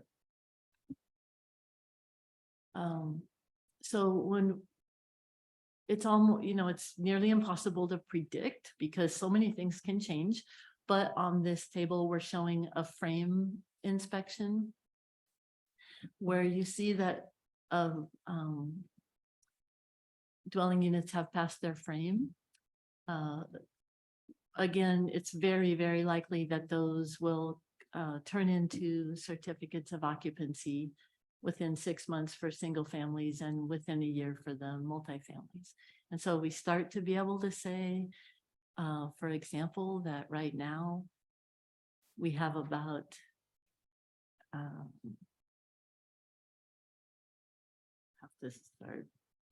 like 26 single family dwellings that have passed frame. Foundation. We've This got didn't- 40. Somehow these columns got, Oh, okay. And then, so 27 single family dwellings that have passed frame. And so we should see 27 more single family dwellings come online. And have certificates of occupancy within about 6 months. So that's what we're trying to show with this. We invite feedback and questions so that we can improve it if possible. But we really wanted to just bring you sort of a picture of what's physically happening. when I go full screen, You're it teasing seems us. to want to go away. That explains it the there. activities. And then that last column is showing what percent of the subdivision or project has certificates of occupancy and is completed, and what's kind of to give you an idea of what's left. So quick question, Timber Creek, for example, at the bottom. So that doesn't have anything, it says nothing past foundation or frame, but yet 16 units have COs. And there are 20 lots out there. And so there are 4 lots that haven't started any activity at all. Okay, so those 16 were already they were inspected like last year or something like that? Right, Or, we okay, tried so to- that's why they're not, it doesn't show a foundation or framing Exactly. inspection. Okay. Yeah. Got it. And correct me if I'm wrong, Christine, this is the foundation frame data is year to date. So this is just these, so that's because those were issued before this Right. year. Mhm. And then I guess one thing that I just picked up on that we'll have to modify on this, in the dwelling unit column for subdivision, those are actually lots. So it is very possible that some of those would have a single family dwelling and an ADU. So the actual dwelling units may be different, but those are subdivision lots is what that is indicating. So we're just gonna have to clarify that as well. Yeah, I didn't know for sure how to split those up, but a good example is University Place Phase 2A, where we see that we have 9 foundations and 14 frames and 9 certificates of occupancy. Those 9s mean that you'll see 8 buildings, 1 building that has finished and got a certificate of occupancy, and 1 building that's at foundation are buildings that have a single family dwelling and an attached ADU. Hmm. So it gets pretty complicated. We're still Yeah. trying to figure out how to split all that out, but Yeah, no, this is great. And appreciate your diligence in continuing to work through this every single time. So always a work in progress, right? It's something that occurs to me too, that it was helpful in my mind. And I don't know if council and the public may agree, but perhaps when you list the development, that you also list the year that the application was submitted. Oh. So it gives us a sense of, has this been 5 years in the making or 2 years, or you know what I mean? Because it helps to kind of, see the big picture of how much time, because we, like we often talk about, 700 units are coming online, but right, because they're in some part of the process. But if the average time from an application to a CO is 5 years, then, we're only talking about 120, 125 units, right, a year, which is reasonable, right, rather than 700, right? So it's, but, future reference, that I think that would be helpful. You're saying like the year the subdivision, for example, was approved? Yeah. Okay. For example, yeah. So that we can start to also see kind of a time scale associated with each project. or If in that the makes case of, sense. like Samuelson, when the site plan was approved. Yeah, I think that would be a good baseline, and which would have been like probably 21, I would guess. Or is that right? Samuelson Seniors was 2020 and 2020. multifamily was 2021. Okay. And then they no activity started there until last year, and then now they're going full throttle. Mhm. So I guess if I could, Yeah. Mr. Mayor, if I could Yeah. piggyback on that, that's a great observation. Like two things. One, it's great that you guys have a map that indicates where these are. There's a bunch, so I forget where and what we're talking about. And as well, you said it better than I did. I would like to figure out a way, is there a way that we can get some giddy up in some of these folks as far as building stuff? I understand that there's challenges with labor supplies, but it's a challenge when we're up here approving things and then we're not seeing some movement. And I want to give some grace with our COVID time. It's been a real challenge. It's been a real challenge for supply and labor. The other challenge of that is for those of us up here that like, yeah, we hear you, public. We're doing what we can. We approve what we can. Is there a tangible that we can in the future associate with, we want this done in the next 5 years? I think that's pretty difficult, even if we will say that, and even if there's every intention, things can change. For example, at Madison Meadows, they actually, the developer that put in the infrastructure there applied for 10 building permits. They went through review and were approved and were ready to issue. And then the economy shifted a little bit, and they have since decided to let all those expire out and sell the lots and sell the subdivision. So like we had permits coming through super fast for that one, and it was looking good. And then we can't really predict when things change like. Appreciate that answer. And I think that's, if a developer has to go that direction, that's hurtful, right? Nobody wants to be in those shoes, right? And nobody wants to, lollygag with a project. Time is money, and the faster that these things can move through, then everybody, makes a living. And when they don't, it's, it starts to not work for everybody. So I think the incentive is built in, but to Christine's point, I mean, things change, and you also don't want to take unnecessary risks. And when all of a sudden the environment starts to look incredibly risky, you'd rather lose a little bit than lose a lot, right? So then you start to look to sell out or something. So Jason? I believe, if I'm not mistaken, a few years ago, we adopted an ordinance that said that a final plat approval is only good for 3 years from the date of approval. Is that true? Do we have that ordinance on our books? That is. So there's your stick, right? The carrot is you want to build these houses and sell them as quickly as possible. The very small stick that the city wields is if you don't act within 3 years, you got to go back to the drawing board and start that whole planning process over again, which is thousands of dollars, which is nothing compared to the millions of dollars that these developers obviously are putting forth. But the one project I wondered about that I don't see on your list is, which I believe was the project that led to that ordinance update. Cedar Ridge, is that what it's called? The ones past the library, it's the Cedar Peaks, spires at Cedar, what's it called? Rigid had it cedar. on The there. rigid cedar. So somehow I today. don't see those on here. Is that here? The rigid cedar is on this list? Right, it was on there. Yeah, I apologize. Oh, it's there. I don't, okay. No, it's not. It was. So it slipped off. My apologies for some. Oh, it's okay. lack- So that project is, we have 20 units at frame, so we're Yeah. really close. Yeah, they're moving fast. Mhm. And they waited till the probably like, day 1024 to break ground on those, because that was approved in 2019, I believe. And they I just started last fall. agree, because I think that they were really close to an expiration date. Yeah. On their permits and their site plan. Yeah. So And then there's a couple projects that aren't on here, and I assume it's because this is only projects that have gotten to at least the foundation stage, correct? Or through final plat. So- So that means all the infrastructure is and the lots are ready to be sold. What about University Place Phase 3?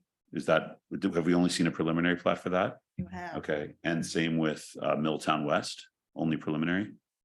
Milltown had, as a conditional use permit.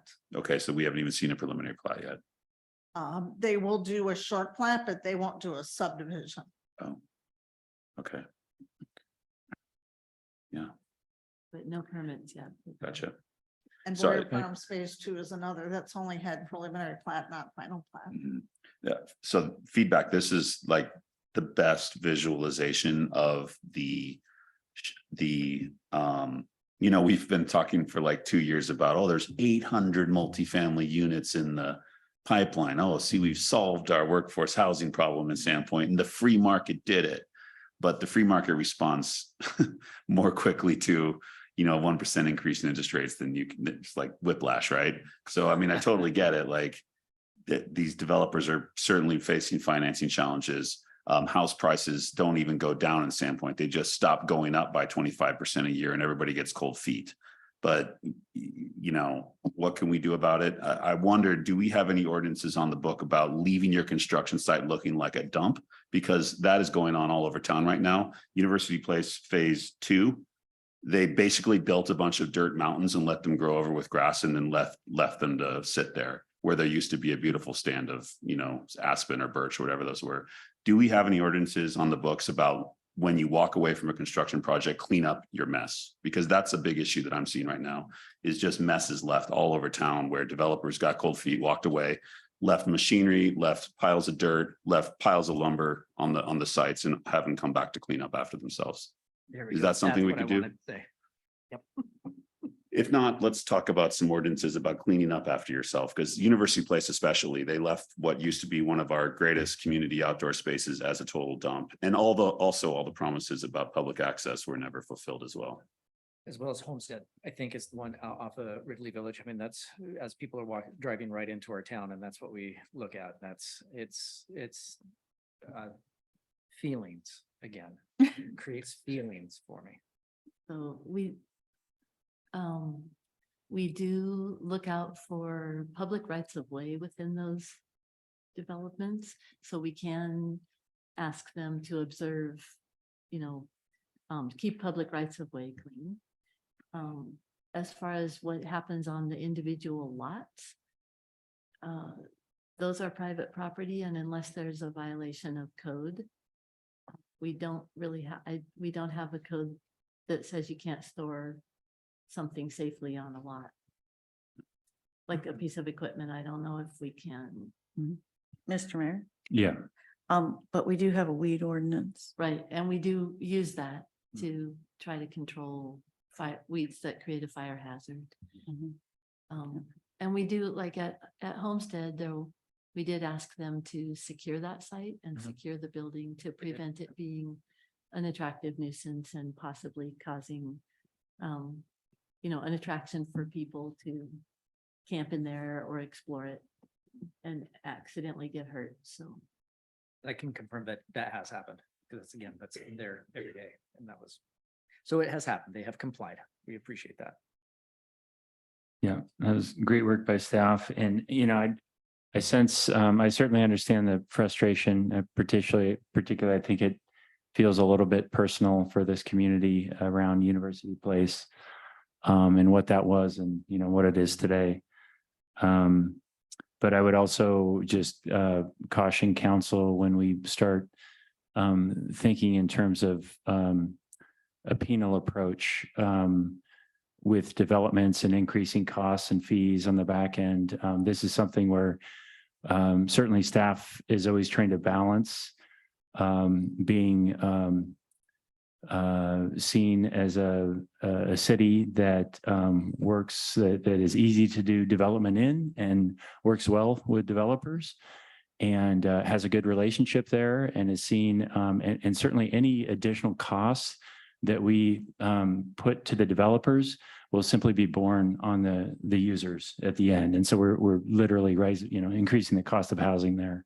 And so I would caution us to take that kind of penal approach. I think staff has in the city in general has really skated a pretty fine line in trying to hold that balance between really being fair and reasonable with developers and also, you know, applying pressure where we can, encouraging developers when a project is feral, so to speak, that it gets buttoned up for safety and we you know, it's through that constructive, positive relationship and having people like Christine on staff that can have that rapport with the developers that make sure that stuff gets done. So if we take kind of a, you know, militant approach with developers, I think we're going to start getting more pushback and higher, you know, and more costs borne by the ultimate users. And so I think we need to just look at this from a global perspective.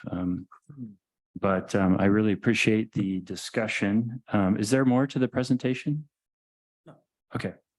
Is there any further questions or comments? Yeah, Mr. Mayor, and this, I think this question for Jennifer, and maybe, I don't know if it's the most appropriate time now because it might be coming to us at council, but one of the developments I think that's really affecting the town is on First and Bridge Street right there, and us getting our sidewalk back, because that is real based upon everything we saw.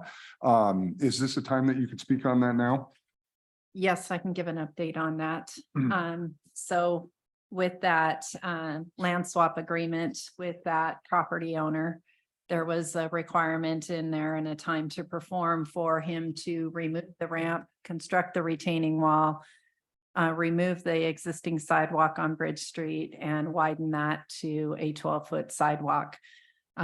He's still working through figuring out what a revised design is for that lot location and will not complete the work by August 30th. He and I have had several conversations over the last few weeks about that, and the mayor's been apprised of this, where he, in our agreement, 150% of the anticipated cost for those improvements was put on deposit with the city at the time we entered into that agreement. So we have $385,000 on deposit. With the mayor's input and direction, I have advised him that we are not willing to move forward with an extension to that agreement due to public safety concerns. We need to extend the sidewalk. So we will be moving forward with planning and design of that sidewalk, with the intended date of completion of that sidewalk being the end of May next year. So it's done before the summer months. It's within our time frame that we allow construction in the downtown core. And we will be doing it with the dollars that are on deposit. And I have included that in the fiscal year 2024 budget for approval by council. Thank you. Thank you. Thank you. I think our whole community after this first month of summer would enjoy getting that sidewalk there and making that much more usable and safer for the community. Yeah, I think we were hopeful that we would see a positive outcome there, and we were very patient for a long, long time. And at some point, you gotta hit the switch. So Thank you. thank you for that, Jennifer. Appreciate it. Thank you. All right, any other comments or questions on this topic? Is there anyone from the public that would like to comment on this matter? No, Mr. Mayor. Thank you, Madam Clerk. Let's see, the next item on the agenda is a request for approval of the Roberson Pines subdivision final plat. Council approved the preliminary plat on July 6, 2022. There's been no additional public hearing requested, and council will now consider approval of the final plat pursuant to City Code Title 10, Chapter 1, Section 8-E. I will now yield the floor to our civil engineer, Brandon Staglin, sorry. Good evening. Just a very quick summary of this one. So this is that 5-lot subdivision on North Boyer, just south of the sheriff's office on the east side of Boyer. So it has a dead end street. It's going to be a public right of way that's privately maintained by an HOA. The preliminary plat was approved by council last July, and as of this July, we have they've completed all the required public improvements. And I do just want to mention there's one item hanging out there. There's a fire turnaround easement on 2 of the lots, and we're going to require at the time of building permit that they install a sign that just says not to park vehicles there. So that's really the only item hanging out there. Everything else is completed. And so we recommend approval of the final plat. All right, thank you, Brandon. Any questions? No, Mr. Mayor, just a comment. I was over there yesterday and I was very happy to see the sidewalk, the pedestrian access, the fire access and turnaround going through the lots that we said they were going to go through. It looks like a very nice addition to the community. All right, great. Thank you. Appreciate that. All right, so we've already had a public hearing on this issue, so we won't be hearing any additional comment from the public. Does the council have any questions? No, we don't have any questions. Okay, would the council like to make a motion? And I can provide one for you, but I would prefer if somebody can provide a motion. I could do that. Okay. I make a motion to approve the final plat for the Robertson Pines subdivision. That motion includes the findings that the final plat is substantially in accordance with an approved preliminary plat. The infrastructure improvements have been completed to city standards. The final plat conforms with all applicable standards of Sandpoint City Code. The applicable conditions of the approved preliminary plat have been satisfied, and the conditions of final plat approval provided by staff ensure that the recorded document clearly represents property conditions and also ensures long-term maintenance of the purely local drives and stormwater infrastructure by the HOA. All right, there's a motion. Is there a second? Second. It's been moved and seconded. Is there any further discussion? This will be a roll call vote. Counselor Dick, Yes. Counselor Groot, Yes. Counselor Welker, Yes. Counselor Sprow, Yes. Counselor Rule. Yes. All right, motion passes. At this time, I will call for a brief recess of 5 minutes.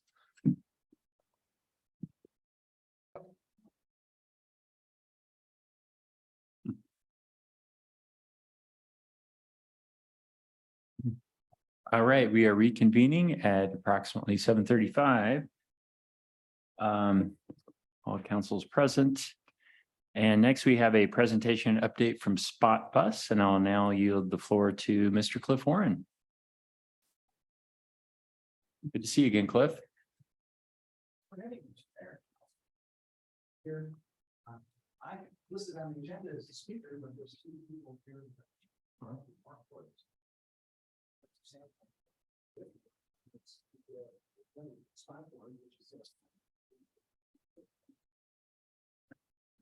Is our executive director.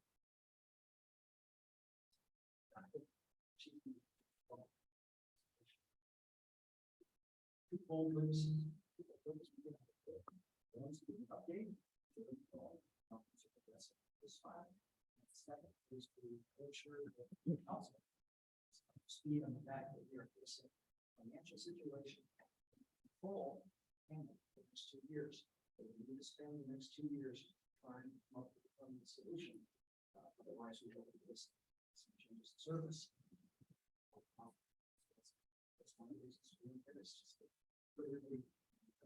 Everybody can, all the municipalities that are involved, and everybody knows and is aware, and we're here to keep Sandpoint informed on what's going on.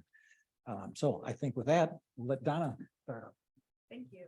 Mr. Mayor, as Donna's coming up here and getting set up, I would note for the council that in your draft budget, which we'll be talking through again later tonight, we do have included in fiscal year 2024, $85,000 for SPOT. We have been funding SPOT essentially from its inception, and we have been using predominantly resort city tax dollars to do that. In this fiscal year budget, our budget for SPOT and contract award with them was $75,000. So we did do a $10,000 increase in next year's budget you're considering. And I believe it's been 70 or 75 consistently going back to the beginning, if I'm. It was fiscal year 2021 was 67,500 and 67,500 in fiscal year 22. It was increased in this current fiscal year to $75,000, and then we included an increase to $85,000 in the proposed budget. Thank you. Appreciate that. Oh, yeah, Cliff, go ahead. To that point, it was 75,000 before that. Cliff, if you could just step to the podium. Thank you, Melissa. Thank you.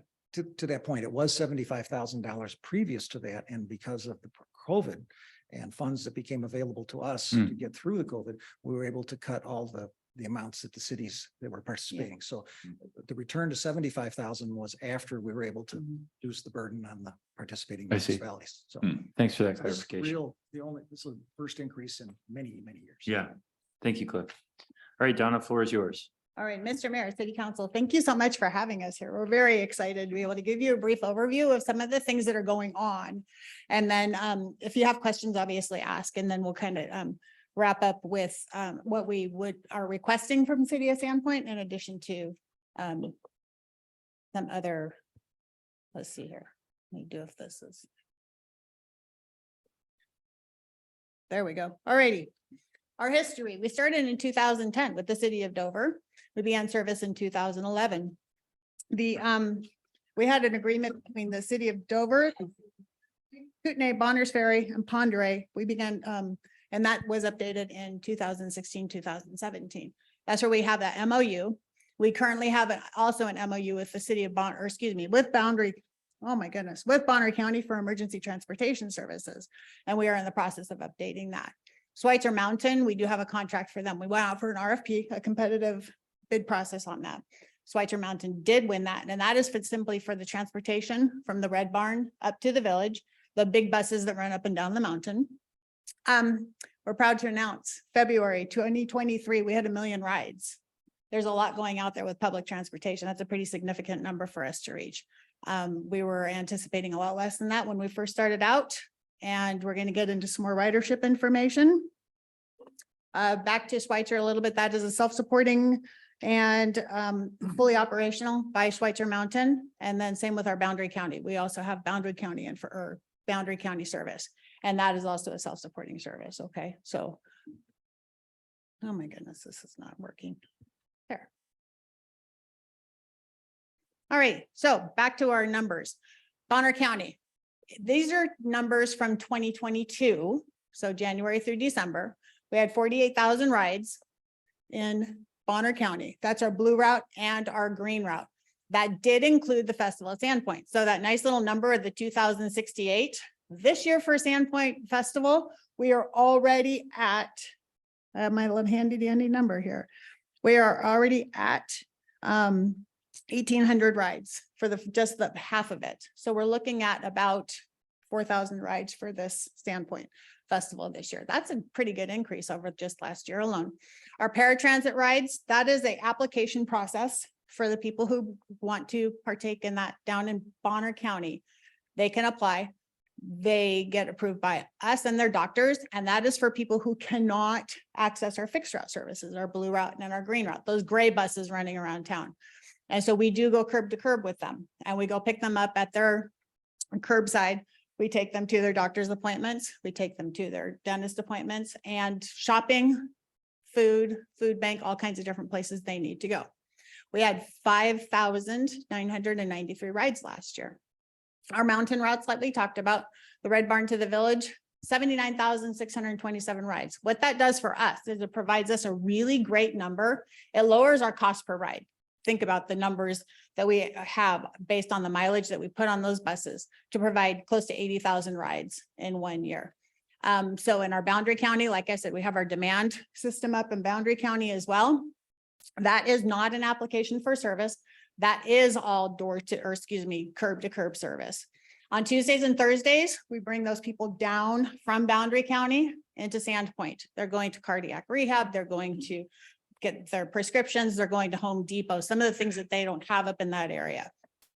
And they're also coming down for out to lunch, going to the theater. We have a bunch of people who come down for recreational purposes. On Wednesdays and Fridays, they're staying up in Boundary County, and we even bring people down from Moyer Springs into Boundary County, into Bonners Ferry, and they're participating in activities. Again, some are going to the casino, even some are going to doctor's appointments, going shopping, getting their daily needs and recreational pieces as well. That's almost 2,500 rides, which is a really great number to have from last year. However, we're going to surpass 150,000 rides this year. We anticipate it because we're already at 97,184 rides, and that is simply through June. That's a pretty good number. So we're going to hit that, obviously. Festival of Sandpoint, like I said, we're hitting 1,829 rides, and that's just the 4 days that we are into it. We have, everybody knows we've got our little bit bigger sellers. Our sellout shows are coming up, more of them, and we anticipate 2,000, 3,000 more rides just on that alone. So, all righty. Fixed routes, 74 stops every hour. Those are those little blue and the gray buses run around town. Okay, so these are our, this is a map. It's consolidated. You do have a copy of this map on your desktop and my business card as well. And so if you open that up, this is the version that's on the inside of that. It shows our green route and our blue route. The green and the blue spaces are where our transfers are at. Okay, so our fixed routes, 74 stops every hour. Those are those two little buses running around. We go to healthcare pieces, services like the library, VA, schools. We have several students from the high school, middle school, all the different schools ride our routes. Going to work, entertainment, well-being pieces. We talk about going to gyms for workouts. These are people who are getting themselves better, getting out, spending money, and not being felt like that they don't have their independence anymore. They become their dependence anymore. They become very independent. We become a lot of their mode of transportation. We have a group, or we have many who are repeat riders. And last week alone, we received 8 new paratransit applications just in 1 week for Bonner County. That doesn't include Boundary County. So our increase in interest and in ridership continues to increase in our and our demand area. Let me get to my little piece here.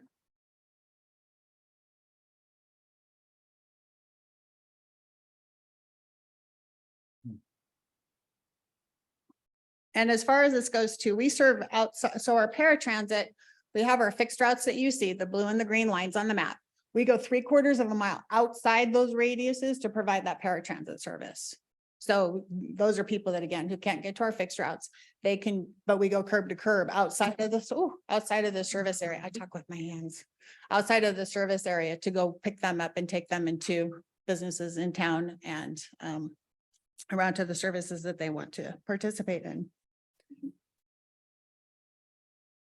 All righty, next slide. Funding, oops, need to go back. Nope. Previous. I did not bring my mouse, so.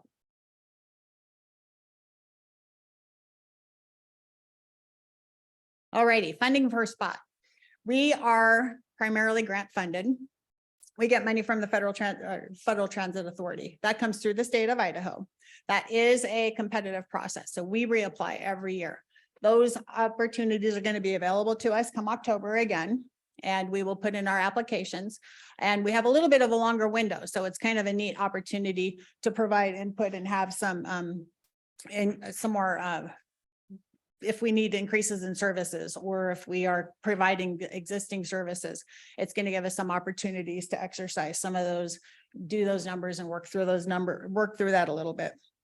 The applications go in October 2nd. They go through, we can submit through January, and then they're awarded in May 2024.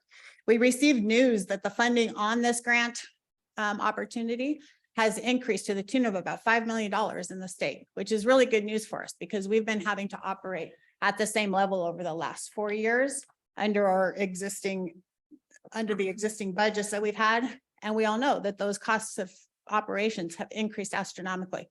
Fuel, parts, bus parts, services, and even our waiting times on getting our newer buses into service has really delayed us. We were expected to get 3 new buses March of this past year. We will not see them till March of next year. And those buses were ordered 2 years ago. And that's just an example of the of what we're experiencing for delays and lags and parts and pieces. What that turns into is our buses that are 288,000, 310,000 miles on them. We're seeing a lot of increased costs having to keep up with them on maintenance pieces and rebuilding engines, for instance, or replacing engines, transmissions. Those big ticket items are starting to come up and hit us a little bit. And so, but we're excited to have, let me see, I kind of got off on that tangent a little bit. However, if we do get back to that, we have an opportunity, $5 million more in the state to be able to fund services and existing services. Okay, so our grants are competitive. They do fund existing services more than they would do expansion of services. So again, we're trying to figure out exactly where we're going to go. Obviously, our existing services are getting more and more expensive for us to operate. And so our current match, let's get down to our required local match. Our current match for this year, and keep in mind, this is this year that we're already in, $168,000. Now what that is it's basically Sandpoint is 75,000, Pend Oreille is 75,000, Dover is 3,000, Kootenai is 1,500, Bonners Ferry is 10,000, and Boundary County are 3,500. So that's where that $168,000, and that's our local match piece. The other match funds that we have are $85,335. And those are those other pieces I talked about with Schweitzer. They are 75,000. Our area agency on aging, that has taken a big hit. We were funded with them to the tune of $29,000. That we were just told reduced to $4,335. That's a big hit for our local match dollars. We were able to use that, and we don't have the opportunity to do that anymore. That was pretty significant. And so we also have an agreement with the Schweitzer Community Association. That's $3,000, and the Festival of Sandpoint is $3,000. That's where that $85,335. Our cost to provide services, $1,050,000. 70% of that is our operation, our fuel, our wages, our insurance. Our maintenance, though, is going to continue. It's going to be a little bit higher. We reckon we think it's about 10% right now. It is proving to be that's not an accurate number for us anymore. We're having to put more money into those vehicles. Our administrative, our accounting, legal, admin, wages, office expenses, 20%. So that's the breakdown of a rough breakdown of where our funding goes to. All righty, a little bit about our status. So this is one of the handouts. This is that first paper page that I gave you all in that handout. It goes into a lot more depth than this. This is encompasses some of that information. Basically, we operate, as I touched on the same funding as we were awarded 4 years ago. Our operation costs have risen dramatically, and we did receive CARES funding. That's what Cliff alluded to when we talked about that we could actually help the communities out when there was we could actually drop some of those local requests, and now we're back up into that normal operating piece of it. The CARES money, again, it's a continuation of the existing services. We did not, during COVID, we had no breaks in service. We continued to offer what we, all those operations and services that we did. We did not request that increase. So this is where we're now coming to you to request that. And the CARES money that we currently have right now, it expires May 1st of 2025. So 21 months more of that funding, and that's about all we've got. Like I talked about, AAA decreased their funding from $29,000 to $434,335. We were able to use that for match for those seniors, for those senior services, and we could count those rides. Now we can only count them at $3 per ride, and they do not count our fixed routes. So those gray buses running around and all those seniors riding on those buses and all the, we cannot count those as our $3 per person. We can only count our demand pieces anymore. And again, that's only going to get us 3 months. Those are our higher cost rides, obviously coming from Boundary County down to Sandpoint. And those are our higher cost rides. So that's taken a huge hit on us. We have cut our budget. We went through and did some squeezing and cut our budget by $104,000. And then again, we will request that funding in 24 to 26. However, if we do get that increased funding, it's going to require that increase in that match amount. So just keeping that in mind. And this is simply to provide existing services and not any expansion of services. So, and I found it very interesting, and we get a lot of requests for people out in the Samuelson area, those new senior apartments out there. That's primarily what we function, or that is one of our really high traffic areas for our paratransit services out there. And we bring them into Sandpoint. We've had requests for possibly to think about from the residents out there is to expand our fixed routes out there. So these are all things that are always milling around in our world. But again, this is for existing services. Let's see here.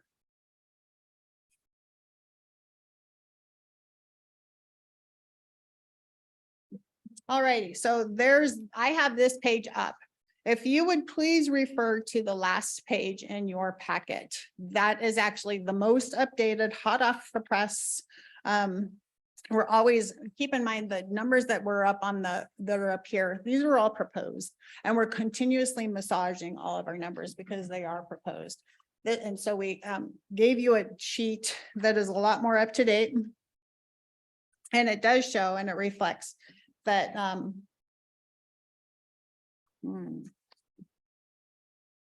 actually, Cliff, I'm going to go ahead and defer to you for, there it is, because there we go, I found it.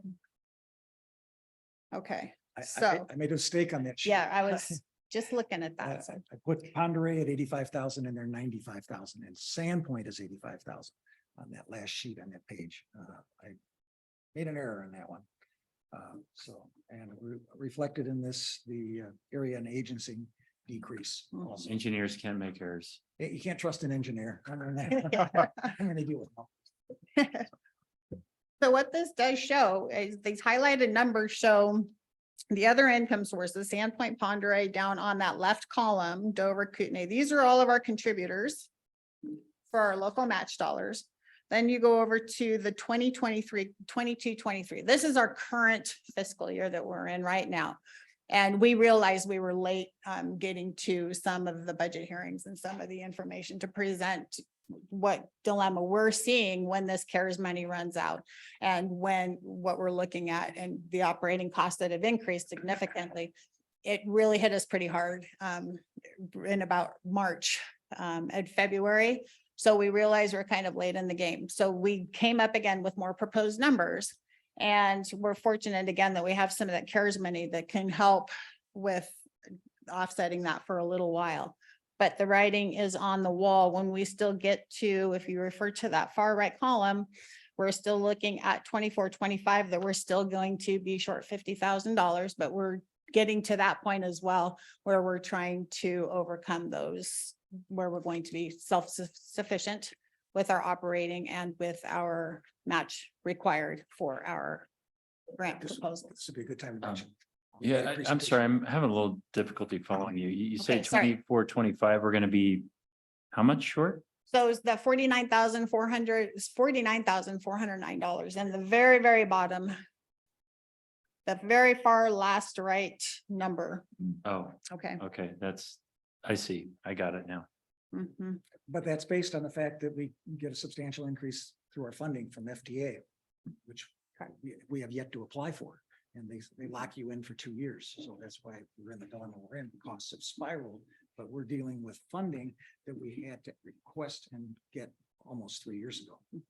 So this does not reflect the fact that we have made a presentation to the Bonner County Commissioners to see if we can get them to participate in SPOT and contribute some funds to the operation.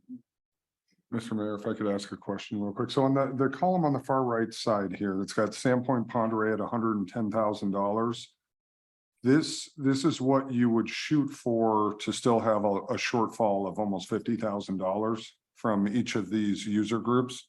Is this based upon the current ridership today extrapolated out into 24, 25?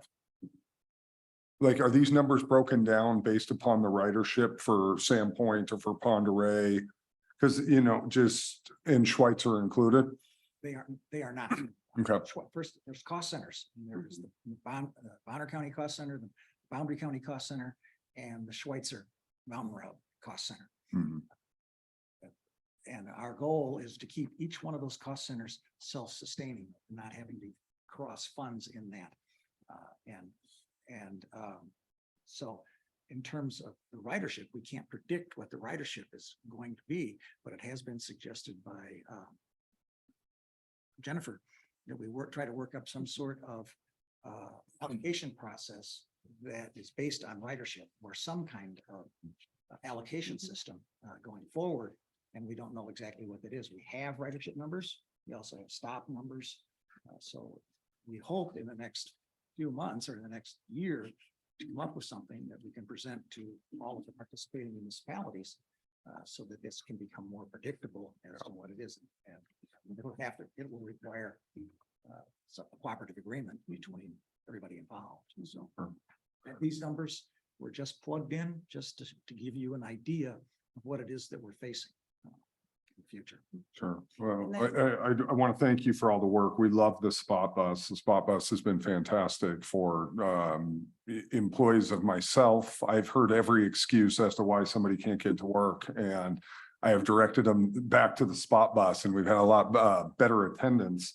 But just looking through some of these numbers, I think I'll speak for myself, but I think some of the other council, if we saw the data of ridership, in a particularly timely, because I understand what you guys are pushing up against with the CARES money, but it would certainly move the needle to pay the fair share of what Sandpoint is using for the ridership or what Schweitzer is using, or, as I look down here and I see what was your festival numbers so far, just for the first week? We're at 1824 right now. I believe that was the. I'm sorry, over 1,800? 1,800. Okay, so what are we expecting? Close to We're 4,000 looking by the at end close of to it? 4,000 by the end of it. Yes. And so their contribution is $3,000 and 70% of your budget. What is it? Fuel, maintenance, right? I mean, you can kind of figure out the numbers, and this is quite for $3,000 to move 4,000 people amongst 4 shows in a residential neighborhood, safe and sober, or at least the driver sober who's traveling people who aren't sober, right? There might be some area of improvement to go back. I mean, it's a great community thing to have, but the festival is a profitable organization, as I understand it. It's a nonprofit. Right, that still brings in money and uses the Spot Bus to rely on moving people in and out of that area, which is a residential. There might be some opportunities there to increase in prices as well, and then to show back on the ridership data to come back to each of the councils or each of the user groups and make a case for more money in getting in those budgets.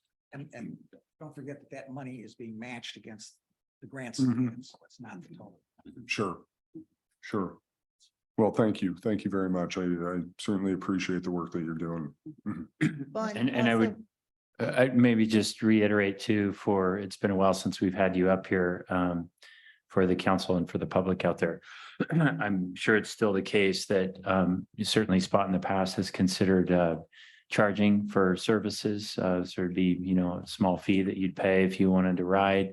But then that would make you ineligible for most of those grants out there, I believe. And also then there's the additional security and just kind of operational problems that come with that for the bus operators, safety, security, and operations efficiency. So can you speak to that briefly?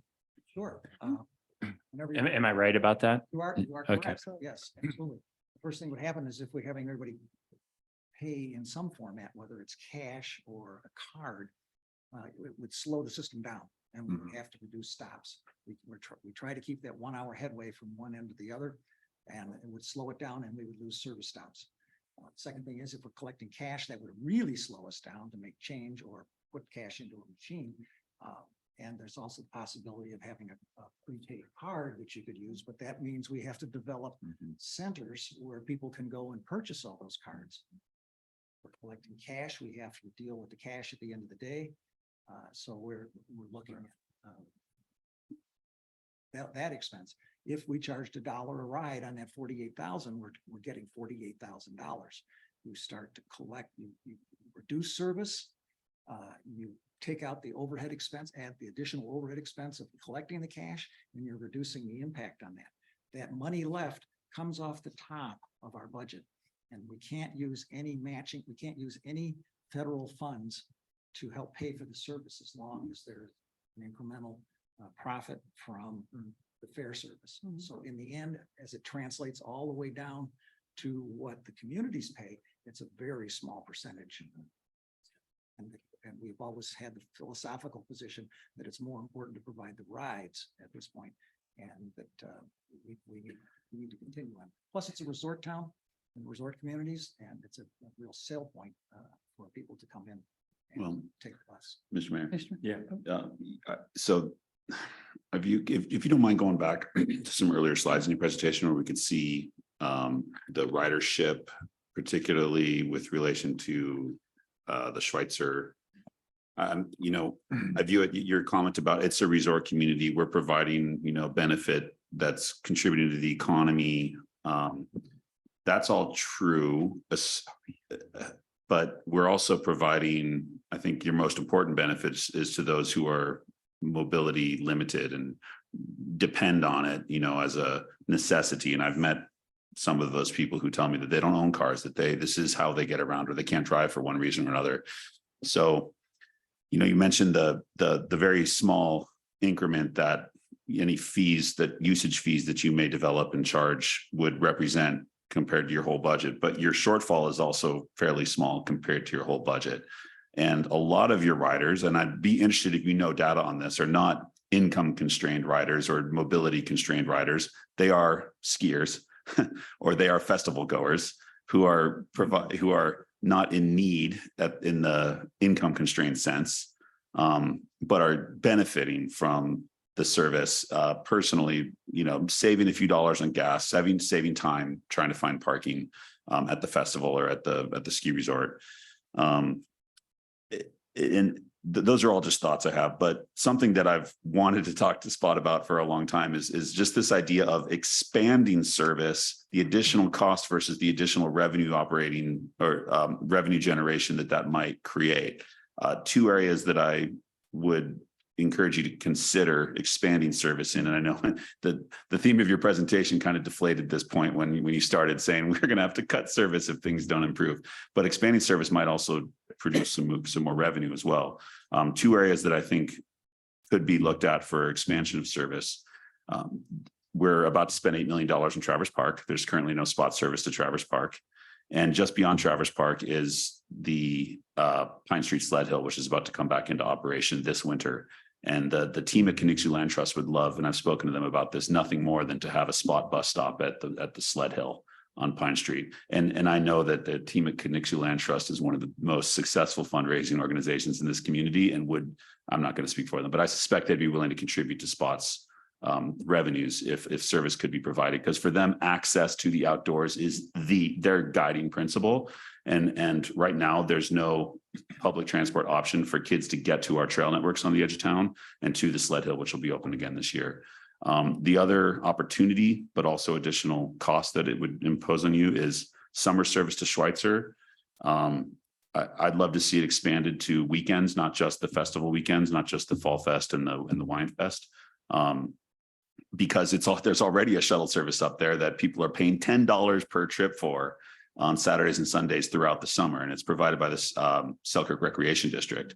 So that's an opportunity because spot could fit a whole lot more people. You could put bike racks on the back of your buses, and you'd have hikers, you'd have berry pickers, you'd have mountain bikers, you'd have people getting up to Schweitzer to experience the mountains. And, whether that's you ask for an additional $20,000 from Schweitzer to provide summer service throughout the summer on weekends, or you ask people to pay for that. But I believe there are members of the community who get great personal value out of your service that aren't income constrained, that would be able to buy a little pass, and they could come to Sandpoint City Hall and top it off once a year. They get up, 10 rides for free or whatever. And I know other public transport agencies, because I have friends who work at the Seattle Public Transport. It's all income based. Not everybody would have to buy a pass. If you can prove that you show a tax return, you show your whatever it is, and you get a free pass. So not to make everybody pay, but the people who do use it for, convenience, not out of necessity, I think in this community would certainly be willing to pay. And that might be enough to make up that 4% shortfall that you're facing in 2 years' time. So just some ideas: look at expanding service, Kinixu Land Trust, Point Street, the Sled Hill in particular. That's going to be an amazing community resource that there's no way for 1,000 kids in Sandpoint can't get there, right now, but could on a spot bus. And summer service up to the Schweitzer roundabout or to the village would, I think, be an opportunity to expand your service and possibly get more revenue from Schweitzer. Good suggestions. This is all things we can look at. Mr. Mayor?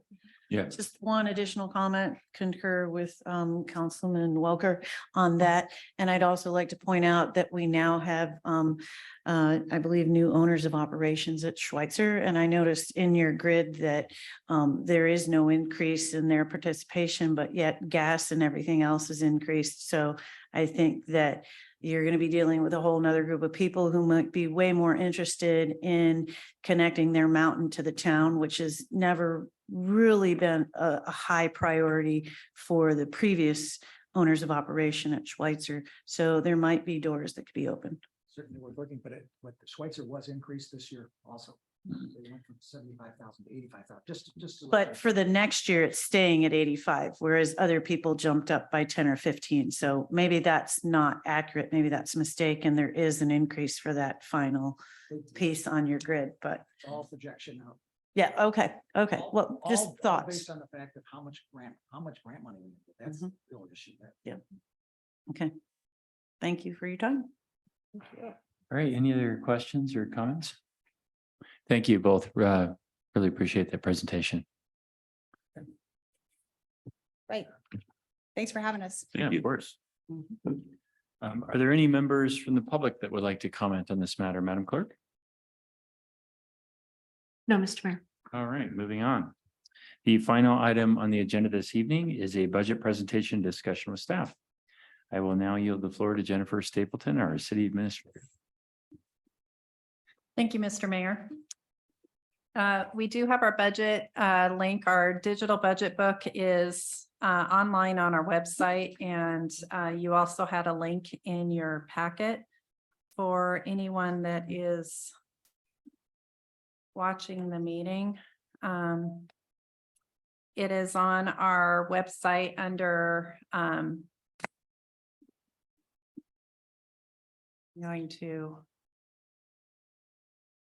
let me switch screens here and I will walk you through it.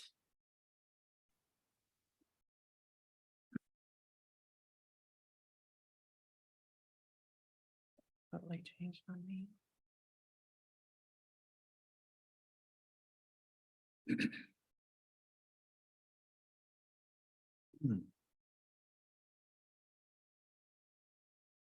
Somehow I got myself out of it, so I got to get myself back in anyway. So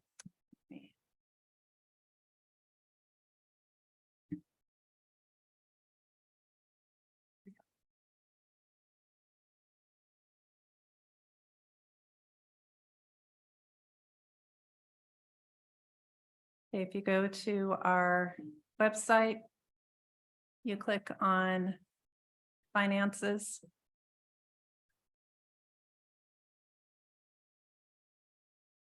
It takes you to our transparency page.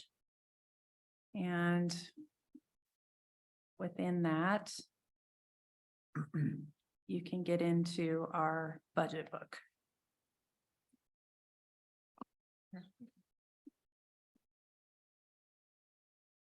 Editing.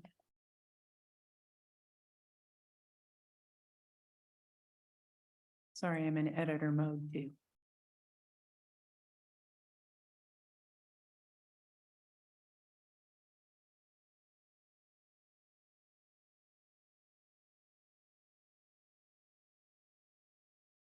Within that, we want to go back and revisit tonight because we did not have final data.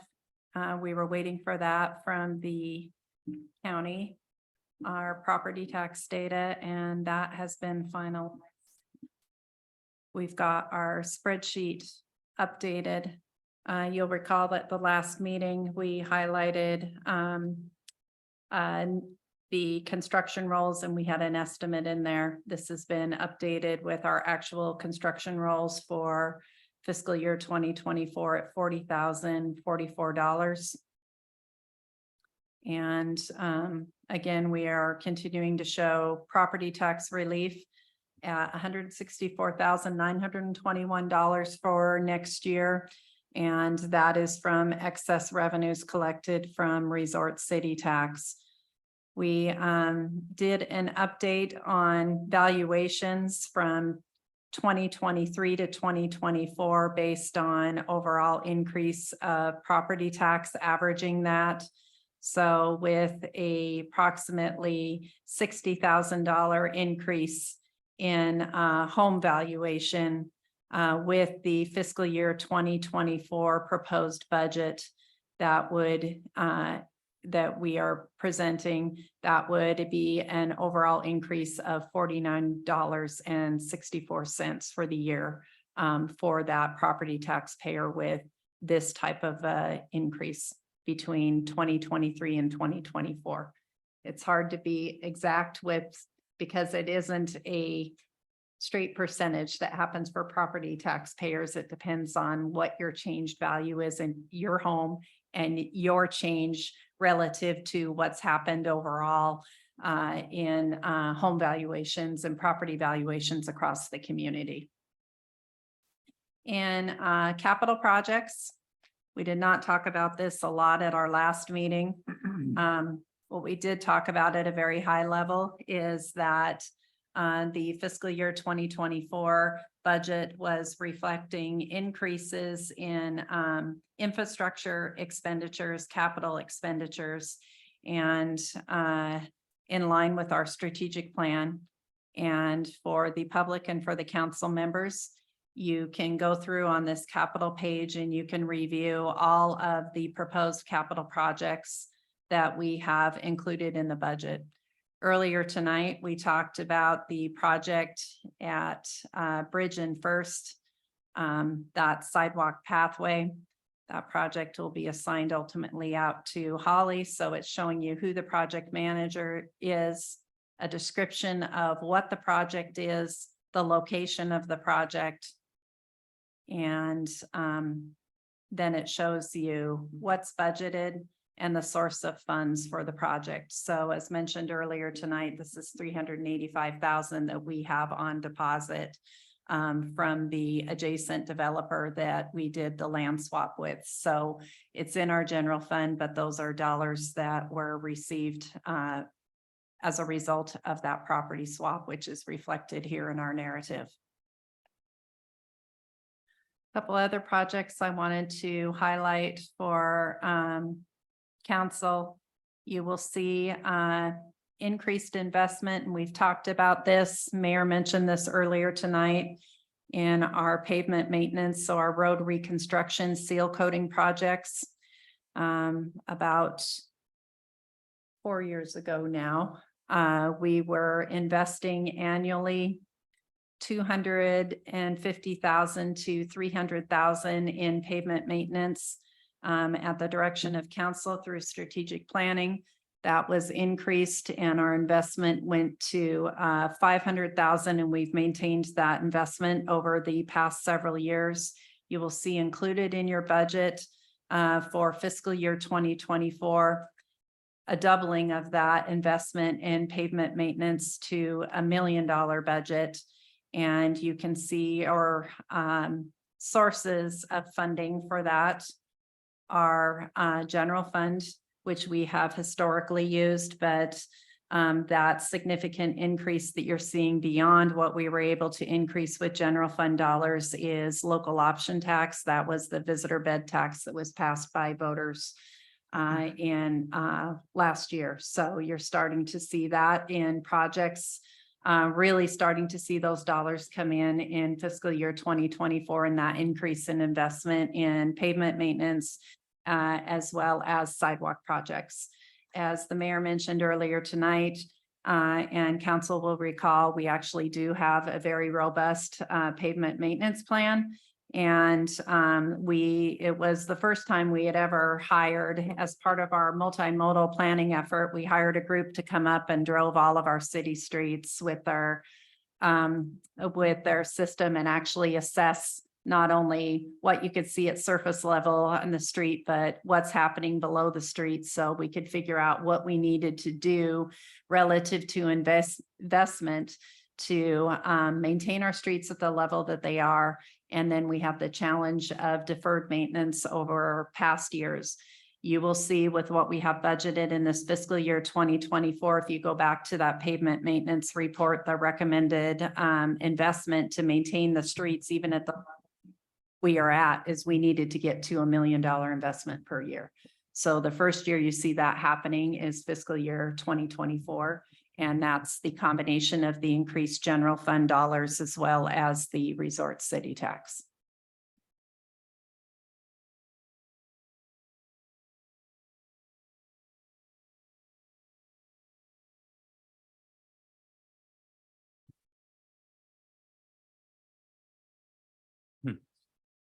Sorry, lost my mouse for a second. On sidewalk and bike path projects, I want to point that out as well. Eric Bush, our construction manager, is managing these projects. And you are seeing increased investment in completion of sidewalks, repair of sidewalks, installation of curb ramps. Significantly in prior years, we have typically budgeted about 25,000 for this. We had recently increased it through the general fund to 50,000, and you're seeing in fiscal year 2024 an overall increase of the budget to 330,000. And with resort city tax, we anticipate that this is something that we can maintain moving forward.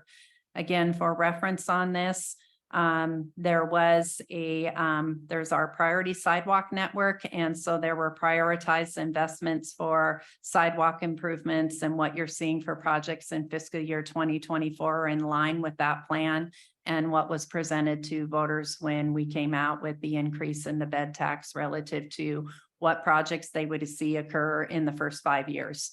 So what you are seeing reflected in this budget is the projects that we had indicated that should taxpayers, our residents, approve resort city tax increase, that we would complete sidewalk improvements from Fifth Avenue and Larch intersection, Lavina between Erie and Ontario Street, and Florence between Erie and Michigan Streets. So that is what we have budgeted for in the fiscal year 24 budget.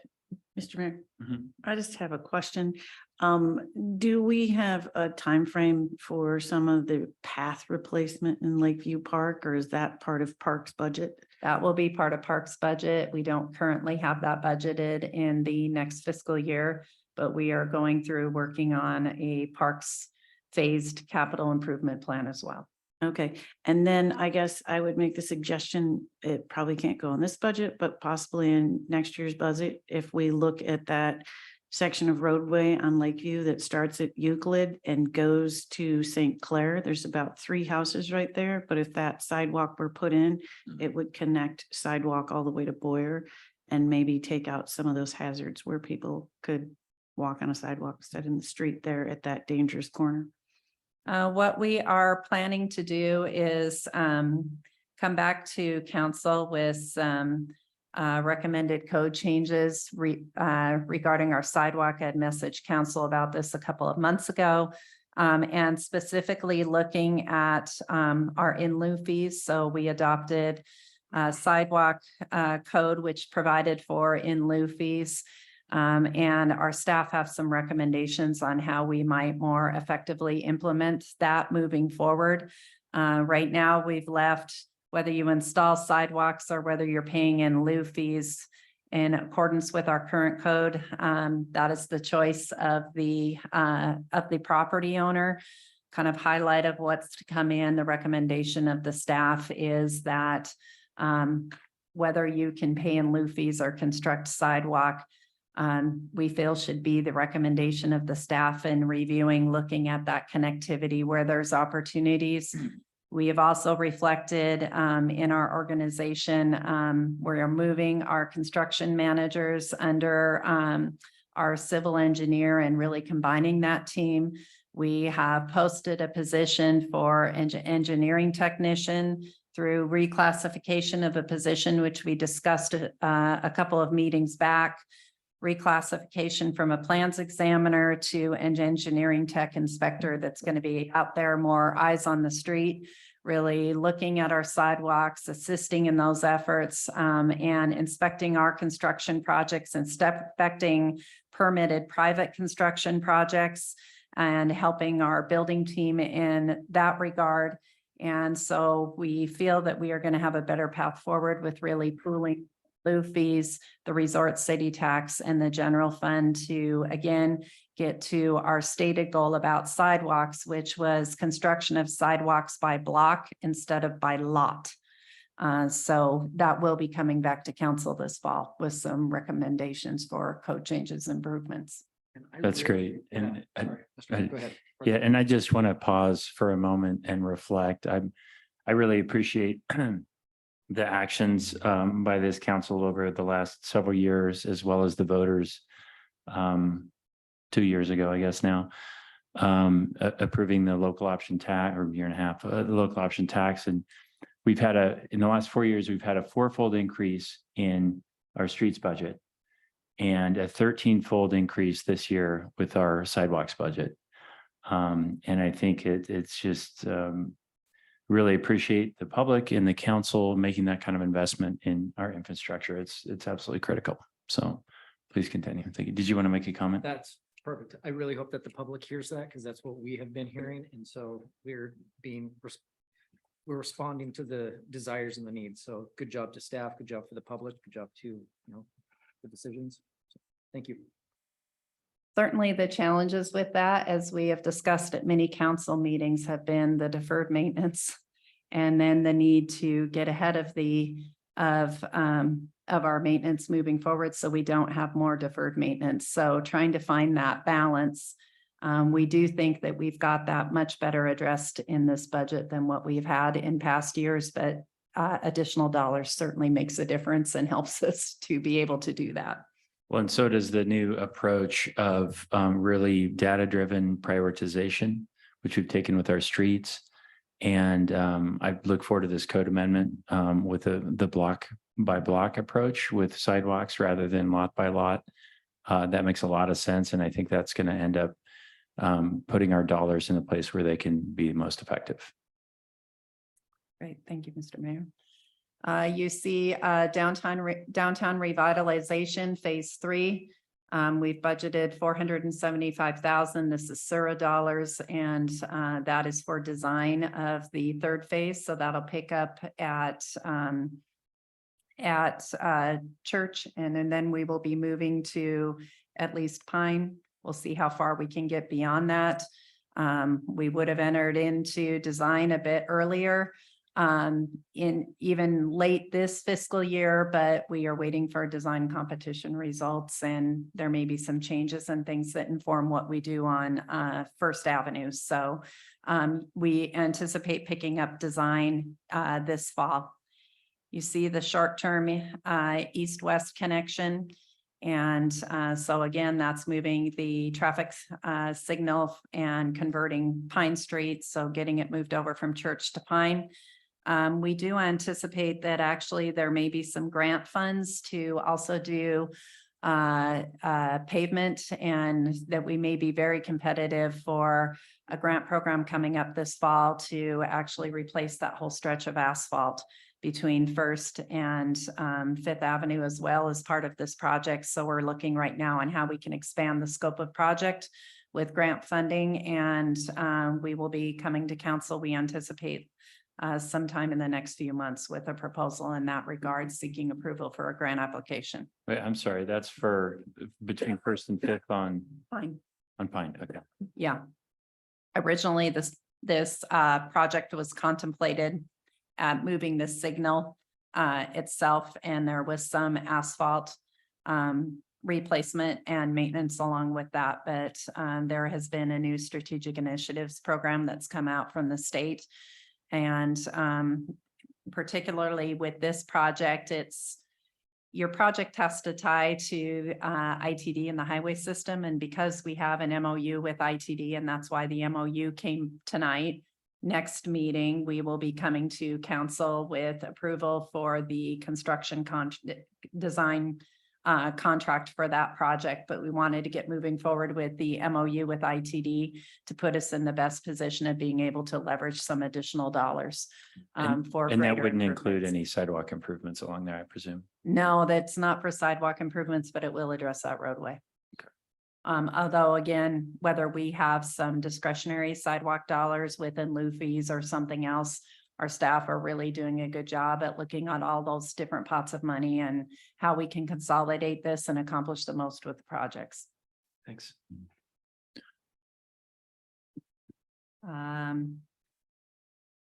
Great Northern Road Corridor improvements.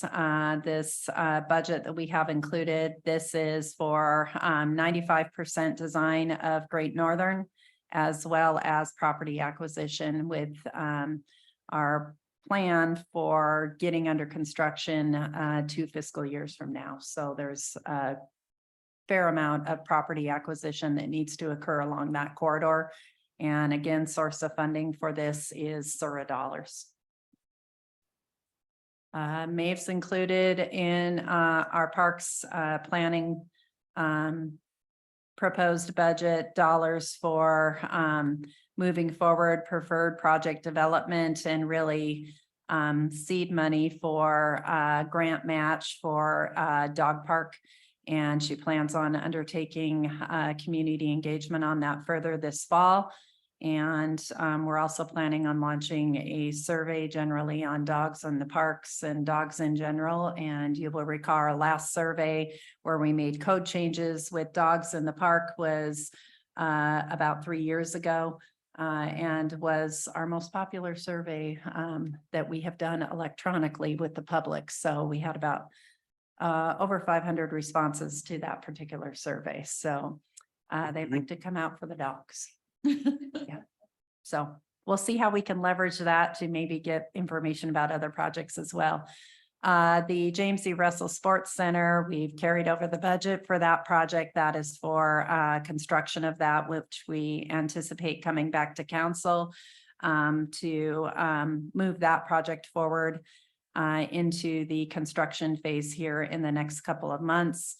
We have rolled over dollars that we've had for a couple of years for a land purchase, and our targeted purchase for that is the open space behind current property next to Farman's Landing, which would provide more public access to the waterfront, stormwater treatment down there. And with the design competition, you will see a number of concepts for what could happen down there and really expanding our stormwater treatment. The Sand Creek non-motorized launch, we did some initial design. This is moving into heavier design. This is adding looking at design of a boat launch at the visitor center along Sand Creek to give a destination, not just from downtown, but further down Sand Creek and a launch point where there may be more accessibility for parking and some other options from downtown. Again, our Traverse Park, the all-wheeled skate park expansion, city had budgeted $300,000 in this fiscal year. That is rolling over those funds. We anticipate construction beginning on that project next spring. Traverse Park, the expanded playground and improvements to be all inclusive and addition of a splash pad. We've included a budget of 1.137 million. Half of those dollars are dollars from a grant where our funders through the state were out visiting with us, doing a site visit just last week. So we are only pending final federal approval of that grant and anticipate getting that award sometime this fall. So it's going through processing at the federal level. We've also included $275,000 for tennis court improvements at Traverse Park. So this is for our existing tennis courts at the park. We've got a huge crack through the courts. Maeve's talked to you pretty extensively about the subsurface there and that we ultimately have failure of those courts. What will be coming through to council is included with the James E. Russell Center, will be included as an added alternative replacement of the courts. And that's where we've included budget for that project to happen. And so is that coming out of general fund or is that parks impact fees or? This is where we can go to the page and look up the project and it's going to tell us. Again, you can see all of your breakdown in dollars. So this is capital impact fees. And of our city sponsored recreation programs, one of our programs where we have the greatest participation, we have the greatest amount of revenues coming in is actually our tennis program through Parks and Recreation. We are doing a deep dive on our recreation programming planning right now with a plan to come back to council with some recommendations in that regard. So I just looked at those numbers last month. Again, significant improvements, significant increase investments in water capital projects. I think one of the most significant projects to point out in terms of sustainability and resiliency for our community is we have $500,000 budgeted for generators at the lake water treatment plant. We currently do not have any backup generators at that facility. It was built and contemplated generators being there, but they were not part of the initial project. And with the increasing number of power outages that we've had in recent years due to the storms and some of our changing weather conditions, we have lost power at the plant multiple times. When it really becomes an issue for us is when we lose power, and we hit that time in the summer where we lose power at the plant. We're starting to get into August. We're not pulling as much from the Sand Creek plant, and we're at peak water usage. So we do have reserves, but we need to get our plant up and going pretty quickly. So we have budgeted for that generator project. As we discussed at the last meeting, we have also significantly increased our investments in wastewater capital projects. We are just in the process of completing a analysis on our collection system, full analysis on capacity of our collection system. That will be coming to council with a report in the next couple of months, but we've already identified some of our lift stations that need to be replaced. We've got a main line replacement that needs to occur. We need an upgrade to our SCADA systems. So that is our control system behind both our water treatment plant as well as our wastewater treatment plant. So both for current technology, the ability to operate remotely, and for disaster preparedness for that, we need to get some significant upgrades to our system. We're using a version that's very outdated and using very outdated software. And then finally, we have included $2.675 million for wastewater treatment facility reconstruction and bridge improvements.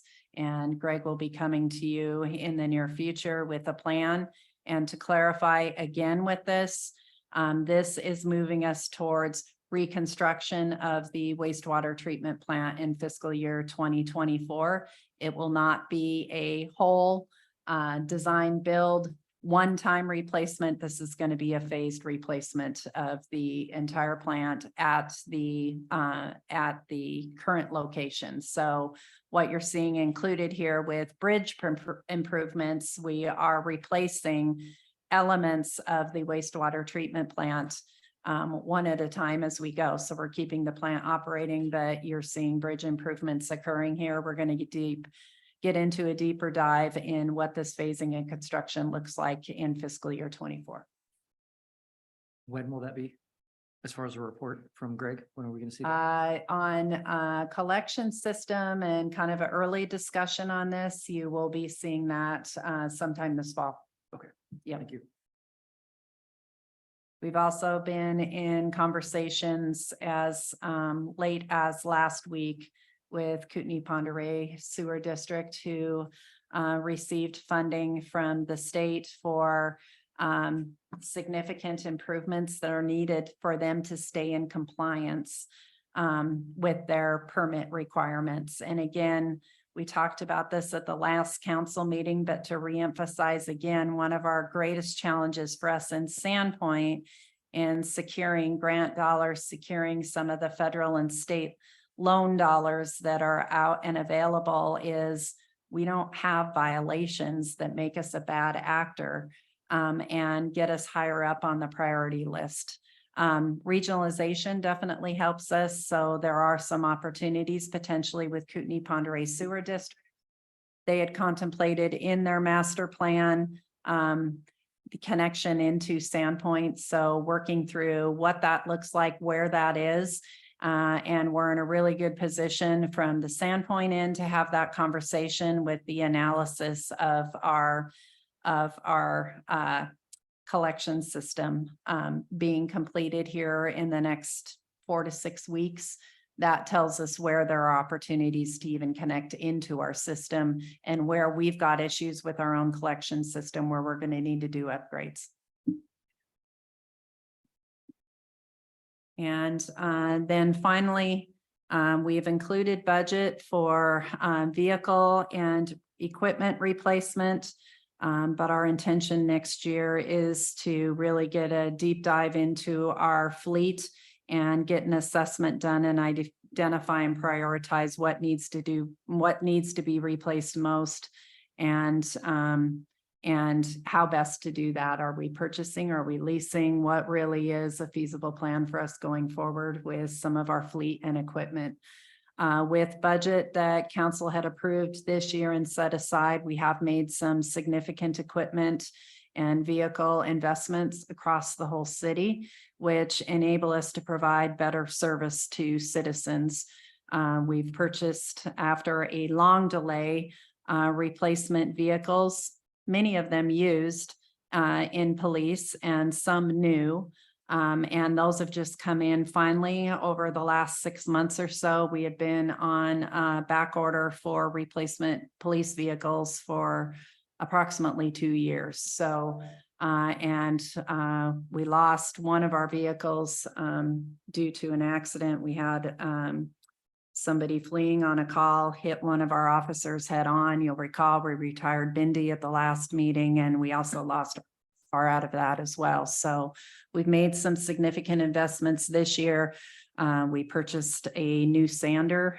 We had been leasing a sander after one of our our sweeper, excuse me, after one of our sweepers had failed, we finally ended up purchasing a new sweeper. And so our ability to get out, get our streets swept throughout town, we've definitely seen improvements in that service level over the last year. And then council also approved about a month ago for us to go to auction for purchase of 2 new trucks for snowplow. We did successfully win both of those trucks in the auction, and those are currently being deployed for the snow season coming up. So again, going back to some of the vehicles that we've had and deferred maintenance, we have literally had some of the trucks that we've been using in the winter for snow plowing. They're rusting out. We have literally through one of them had a hole right in the floorboard that our staff has been trying to avoid getting in and out. So we've made some significant improvements, but also have accounted for additional investments that are needed going into the next fiscal year. Who in North Idaho doesn't have a rusted out snowplow truck? It's just kind of how we do it here. Yeah. We might have topped the list with what our truck was looking like. We have carried over Sura budget for $215,000 for improvements at our city-owned parking lot. We are in the process right now with a subcommittee of Sura of looking at the options for public-private partnership and development and feasibility of an RFP for private developer on that downtown parking lot. And I want to clarify, I think there is some confusion about what that structure kind of looks like. This is common through urban renewal, that you have a property that may be owned by an urban renewal agency. So what we have the ability to do with property we own at the city, when we're surplusing property, and we've talked about this quite extensively with our Baldy property, for example, we can't decide we just want to sell it to a group who wants to do something that is good. If we are selling it, we are disposing of a property to anyone outside of a government agency. It's got to go for appraised value. It needs to go for highest value. We have to keep, particularly in that case where we have a property that is owned by our ratepayers, we have to keep our ratepayers whole. So we can't just decide with that particular property, we're going to turn it into a park, for example. We'd have to keep our ratepayers whole and purchase that property. If we have another property that is owned by the general fund, which, for example, our downtown parking lot is, we can do a transfer over to another government agency or quasi-government agency. So ultimately, we could transfer that property over to Sura, and Sura could write down the value of that property in order to accomplish a development that would be beneficial for the city. It's not giving the property away. It is the city buying what it would want out of that development with the value of the property, as opposed to having to pay for it. So if we, there has been much talk for many years, as all of you know, about the need for additional parking downtown and parking structure. We had a parking assessment study that was done that said we lose additional parking. We are short about 150 parking spots. If ITD decides to do something different with their lots, for example, we immediately have a parking crisis in town, because those parking lots are serving as addressing needed parking for our downtown core. In this case, rather than incurring the cost to build a parking structure, if through an RFQ, there was identified a development partner who wanted to do a project that would benefit the city, create economic development, and they were willing to do so and would include the needed parking for the city in that project, then the property ultimately, based on that agreement, could be turned over to that developer to develop that property. And then it would not occur to the end. There's a whole process that this has to go through, but we accomplished the construction of the parking structure through the property value instead of having to incur general fund dollars or other dollars or solely through fees to build a parking structure. So that is currently being vetted right now with the subcommittee through Urban Renewal Agency. Ultimately, any decision on that will come back to the council. So this isn't going to occur on the side, but looking at the feasibility of this, what an RFQ would look like. Ultimately, that will be coming back to council later this year. But if there are dollars needed for some element of that, or if we decided to leave the parking lot the way that it was and just do some surface level improvements, which are much overdue for the parking lot, this is our seed dollars to be able to do that. Jennifer, I just want to point out what appears to be a typo. It says in fiscal year 2022, the city will be completing a parking study, which will inform the current and additional parking needs downtown. So I think it got carried over. We did complete it. So you're correct. We just need to update it. Yeah, well, so we did the parking study and I thought it was 2021, actually. That we did that downtown parking study. It was in our fiscal year 2022. Huh. We started it, but it was 21. in our Okay. fiscal year 22. Okay, but then there's going to be a continuation of that study. So it's in fiscal year that the city started a parking study that will be completed in this next fiscal year. So the parking study was looking at current and additional parking needs downtown. That was completed. Right. So we know what is needed for additional parking downtown. The second step of it will be a parking management plan, and that is accounted for in this budget as well. You'll see it under your projects, and that is funded also with SURA dollars. So we know what we need for additional parking. How we would manage that additional parking is the next conversation we need to undertake. Sure. So that's not what it says here. So I'm just suggesting that we amend this as it's written. Okay. Thank you. Downtown waterfront, we have included a set aside in the budget of $500,000. Again, there are priorities that will be identified by the design team. Ultimately, the priorities must be accepted and agreed to and decided by the council. So whether that is we're moving forward with improvements at Farman's Landing, whether that is assistance with code changes, whether that is City Beach, there are a variety of things. I'm excited for you all to see the boards and to see the proposals that we've gotten from the teams.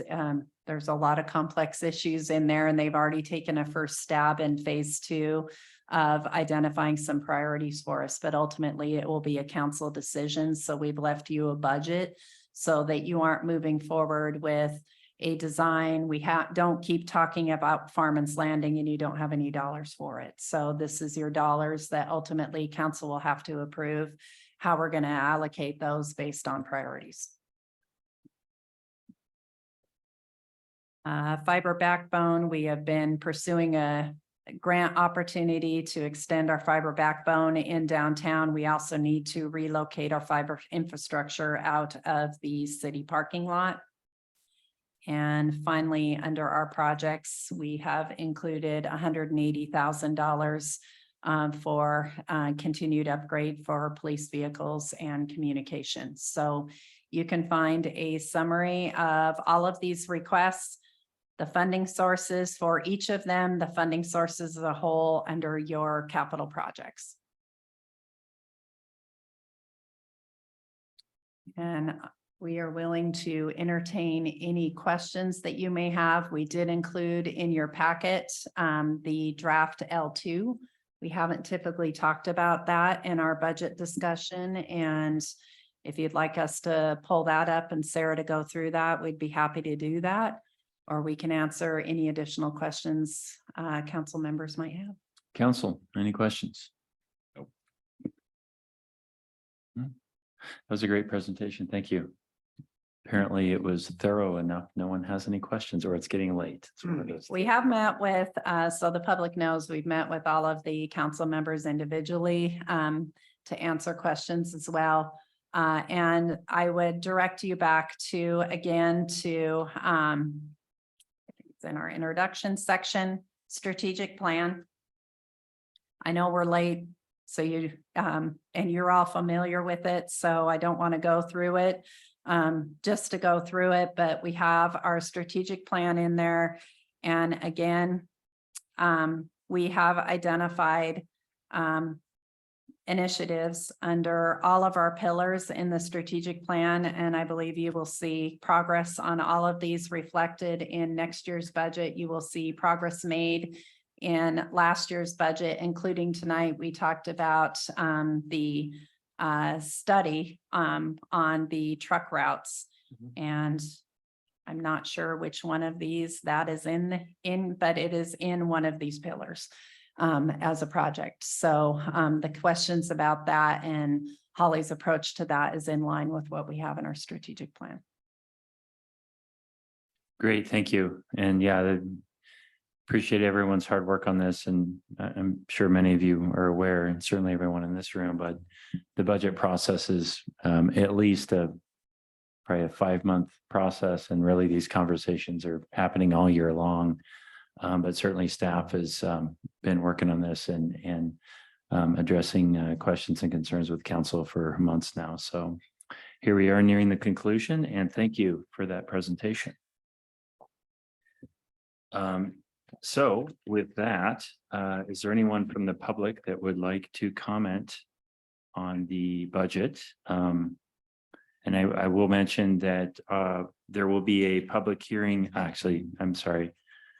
We're going to reserve public comment because there will be a public hearing for that very purpose at the next council meeting or the council meeting of August 16th. Yeah, that is the next one, isn't it?